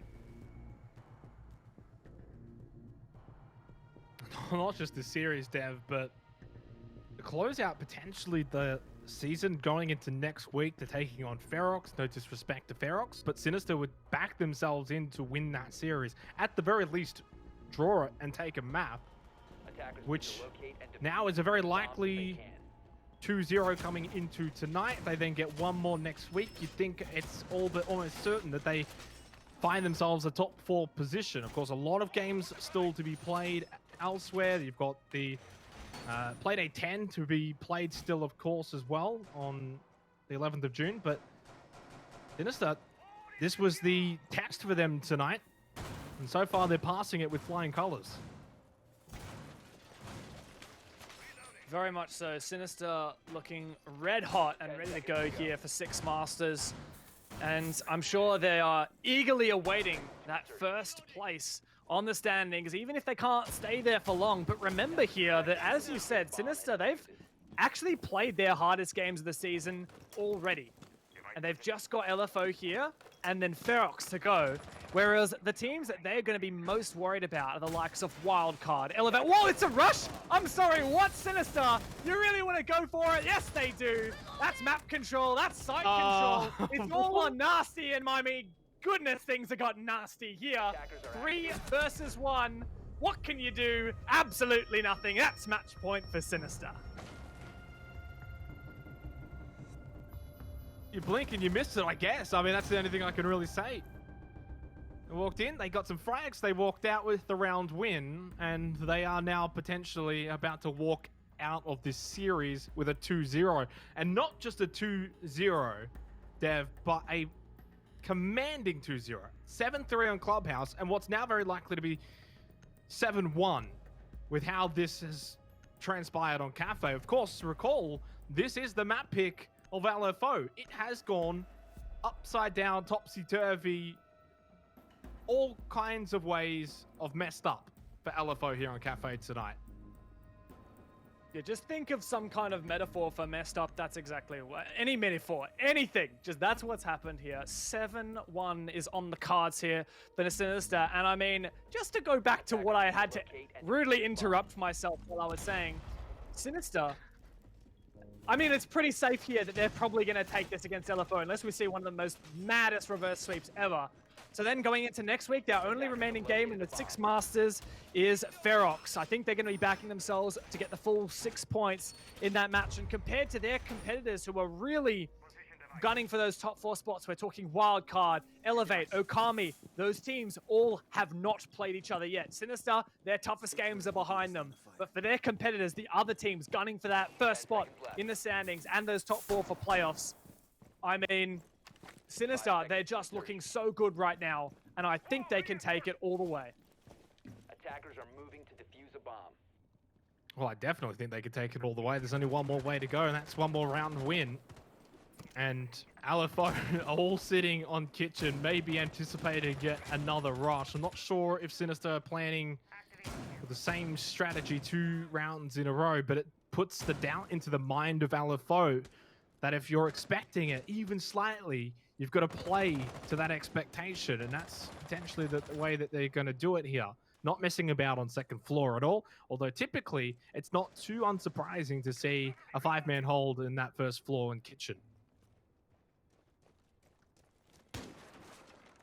And to think of the air of confidence Sinister are emanating at the moment to storm through with a rush on your first attack round and take it with only losing 2 players. And now you're putting your opponents in a position backed up into a corner. LFO doubting themselves, no doubt, right now. Just trying to hold on, and it's a long run back to overtime. And when does the doubt set in for LFO here? Sinister just seem too good to dominate. And that's, look, I've said it once before and I'll say it again. That's to the credit of LFO that they created these expectations going into the second half of this season based off their first half performances. This has undoubtedly been their worst performance, though, their worst night of seed this season of Six Masters. Because we mentioned the draw streak, that's now very likely to be over unless they can have an amazing comeback from this position. Very much doubt it, because to the credit of Sinister, they just look unbeatable right now.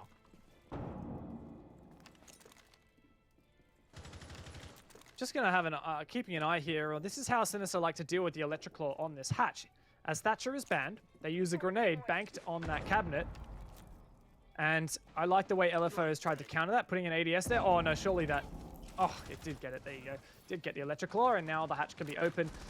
But I like the counter there from LFO to put an ADS there, chew up that nade, but it didn't make the full difference. Ooh, good 2 picks from Sog. Surely there's a refrag here for the 3rd one. Doesn't get too aggressive onto Dirtbear. Takes out Milo. Is he good for 4? Scares off Dirt. Way back up the stairs. Angmo on the Jaeger's now ready to support him as well. Could be some kind of a redemption here for LFO. Hills goes down. It's very tricky, though, for LFO. You can't get excited with what's taken place so far. We saw them on Clubhouse where they picked up 2 rounds towards the end to make it 7-3. Well, I think it was 1 round towards the end. They almost made it 7-4, but that was lost pretty quickly. Well, they win this round, but it's hard to get excited for them, Dev.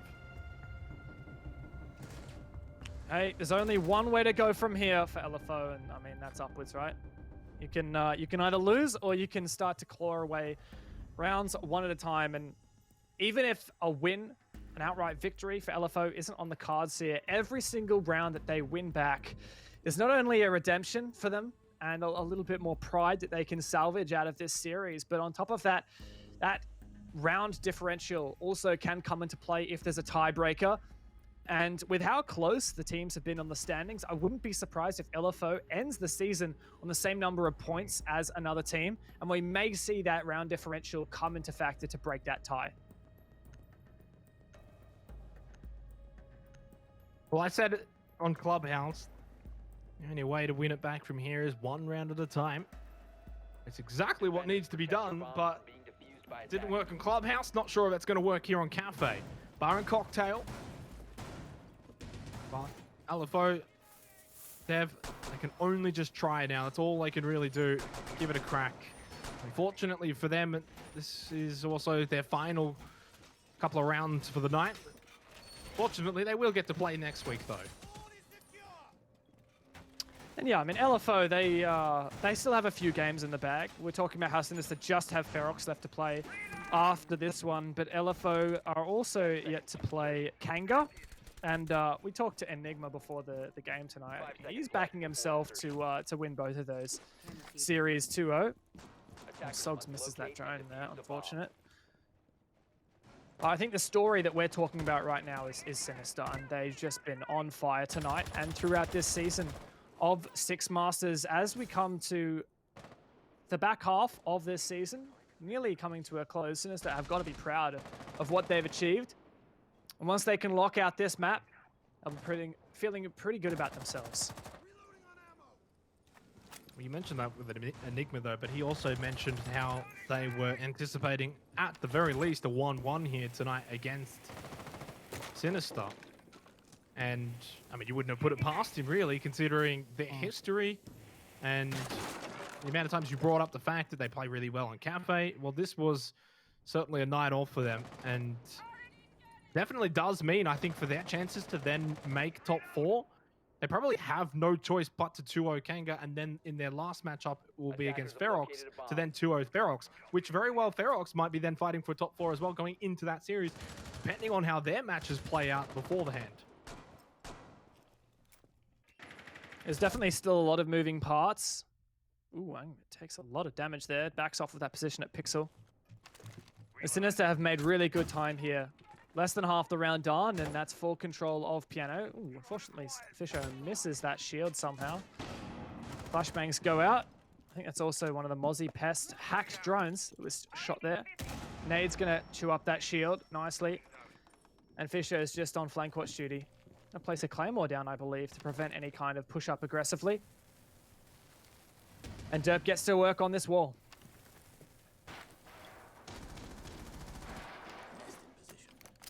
It's hard now, though, because Angmo being so low health, it's very difficult for him to sort of hold an angle. One tap, he'll go down. Up to Nasty to try and delay for as long as possible. Derpe's just gonna make his way in anyway. Doesn't delay him for very long. Definitely can't peek for Pixel, though. That's being pretty much watched like a hawk from Fisher guy. Behind Derpe, Vince is going to get Angmo, like I said. Really didn't have to take too much for him to go down. 40 seconds remaining. Not a lot opened up. There is a bit, but not too much. 4 versus 4 now. There's the trade from Mims. Fortunately for LFO. Can they get any more? They get Moloska pretty low. Half health. Nico, though, gets Mims back, who was shooting and being aggressive. 25 seconds remaining. Is this the end of LFO for tonight? Well, we're about to find out. Numbers advantage squarely in their favor. Couple players taking some damage on their side, but just 15 seconds left. Spots out one player on the cocktail. Hills finds the pick onto Milo, but still numbers advantage for Sinister. How can they progress from this point? For LFO, can they keep the dream alive? One player goes down, all on Hills. Plant goes down, and Fisher guy closes this map. Sinister take first place in the Six Masters standings with a convincing 2-0 victory over LFO.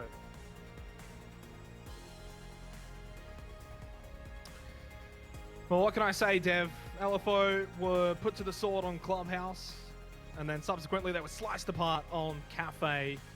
And as you said, 2-0 to Sinister, top of the standings, at least for the time being. Of course, a game in hand over Wildcard. Wildcard have got technically 2 series to play, but impressively enough, this draw streak is over. No more draw for LFO, but on the wrong side of where you'd want that draw streak to finish.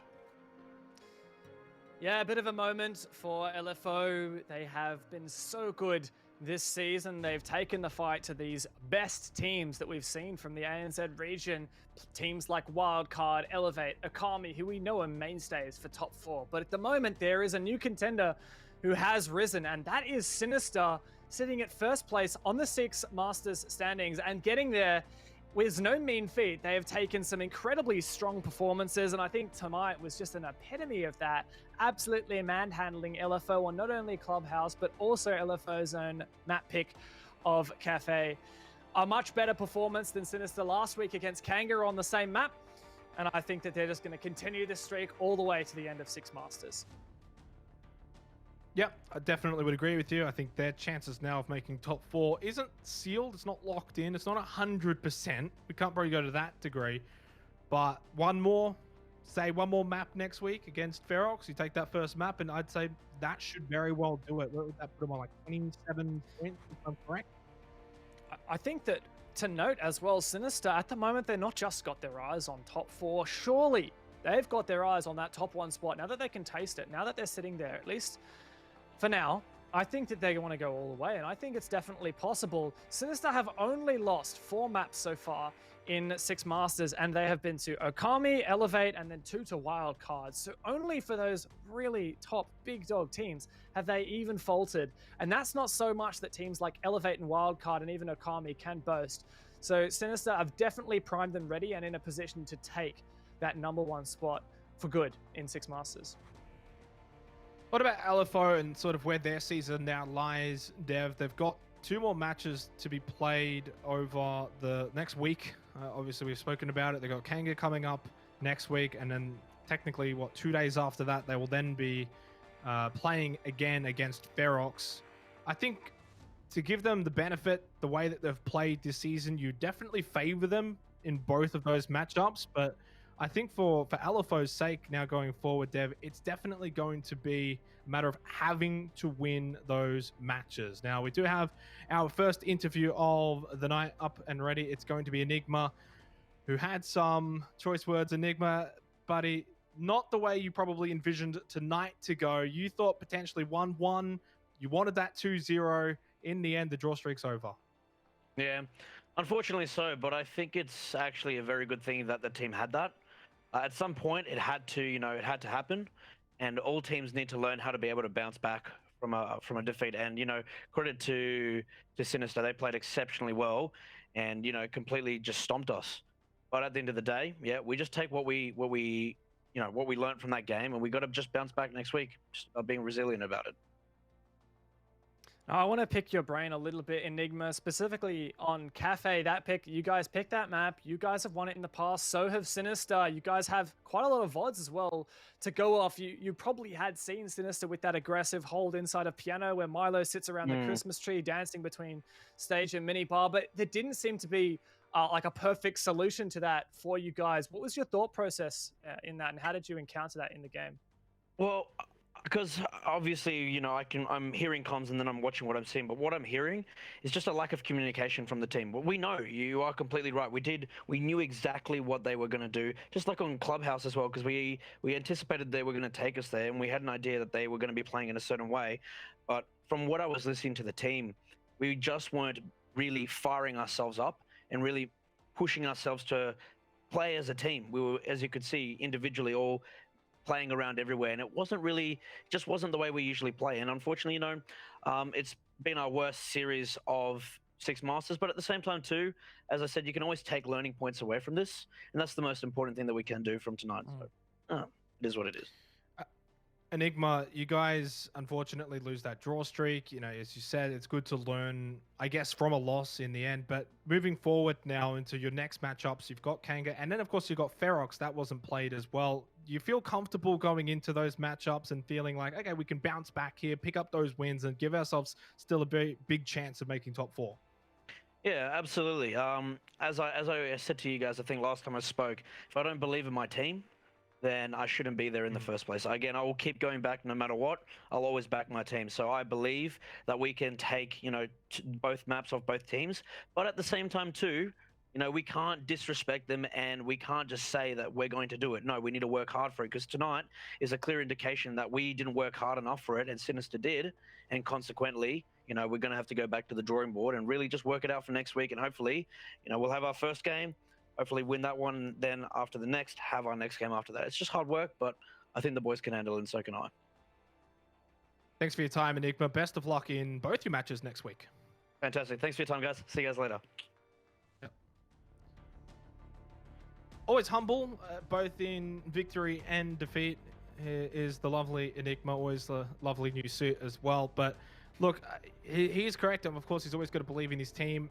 Beforehand, he thought 2-0, very likely he could have got that, or they could have got that against Sinister. 1-1 was also in the cards of where they were thinking the series might go. In the end, you do suffer that defeat. You do have to learn from it. Yeah, and the thing that always strikes me when we talk to Enigma is he's ever so humble, as you mentioned, and always looking to find a solution to the problems, identifying the problems. He talked about the communication issues, particularly with dealing with some of the things that Sinister, I mean, they knew Sinister were going to do those things. They knew that those setups were going to happen, but they just, when it got into game, when they jumped into the server, there was something a little bit short. And the fact that Enigma knows that, and the fact that LFO are well aware of the things that are holding them back from being in the top 4 at the moment, that's what's going to enable them to strive for and start to take a shot at those top 4 spots for playoffs. Yeah, and I agree. And I mean, look, while he's been respectful to Kanga and maybe to a degree Ferox as well, the chances for LFO to win, I think a 2-0 in both of those is very strong. So the draw streak may have ended 0-2 for them this week, but they might then find their first 2-0 next week. We do have our next interview, of course, from the winning team. It is Milo from Sinister. How you doing, Firstly, boys? I love the shades. I love that. You've got to be feeling extremely happy with the win, not just the win itself, but also how you guys won that. Oh, I'm pretty happy with the result, to be honest. I ain't gonna lie. Pretty happy with it. Can I just, before I ask my questions, can I just say, mate, you did the rehearsal for this interview in like a tiny little singlet, and now you come in with, I mean, it's full suit, the sunnies. I mean, mate, you look like a man who means business, and I think you've shown that tonight. How's it feel to be first place in Six Masters? I think I'm pretty happy with that, TBH. Ain't gonna lie. I'm actually pretty happy with that, yeah. That's all I can say. I'll try and ask you maybe a bit of a serious question here. I just want to ask about that rush on Kitchen. It was like what, round 6 or 7? What was sort of what was the plan? How did you guys just think, oh, we're just going to rush it? Was this something that was pre-planned maybe before the series? Oh, of course. So Sinister, we've been obviously, we're a team. We like to play together. We're playing a lot of ranked, so we've been perfecting our rush strats quite a lot as well. And we identified in our pod review not too long ago that they are susceptible to rushes, so we came pretty handy prepared. We were holding nothing back. I love it. I love the confidence, and I think you guys will probably be confident going into next week against Ferox as well. Thanks a lot for your time, mate. No worries, man. Thanks for the interview. No worries. Very dapper looking Milo tonight. Very different to how we last saw him before the broadcast as well. It's just a full 180. He was fully, Yeah. Casual, and like I said, he was literally wearing a singlet. And then, game face, absolutely wiped clean, like he did with the floor for LFO. And I mean, man, one more match, one more series is remaining for Sinister, and they're very close to not just keeping themselves and getting to that first space in Six Masters, but locking it in and really sending it home. I think they can do it, and I can't wait for their game next week. Well, Milo was cool, calm, and collected, so all Sinister in that matchup against LFO, taking it 2-0, breaking the draw streak. We're going to go to a break, but on the other side, it's going to be a Kami and Pittsburgh Knights. Don't want to miss it.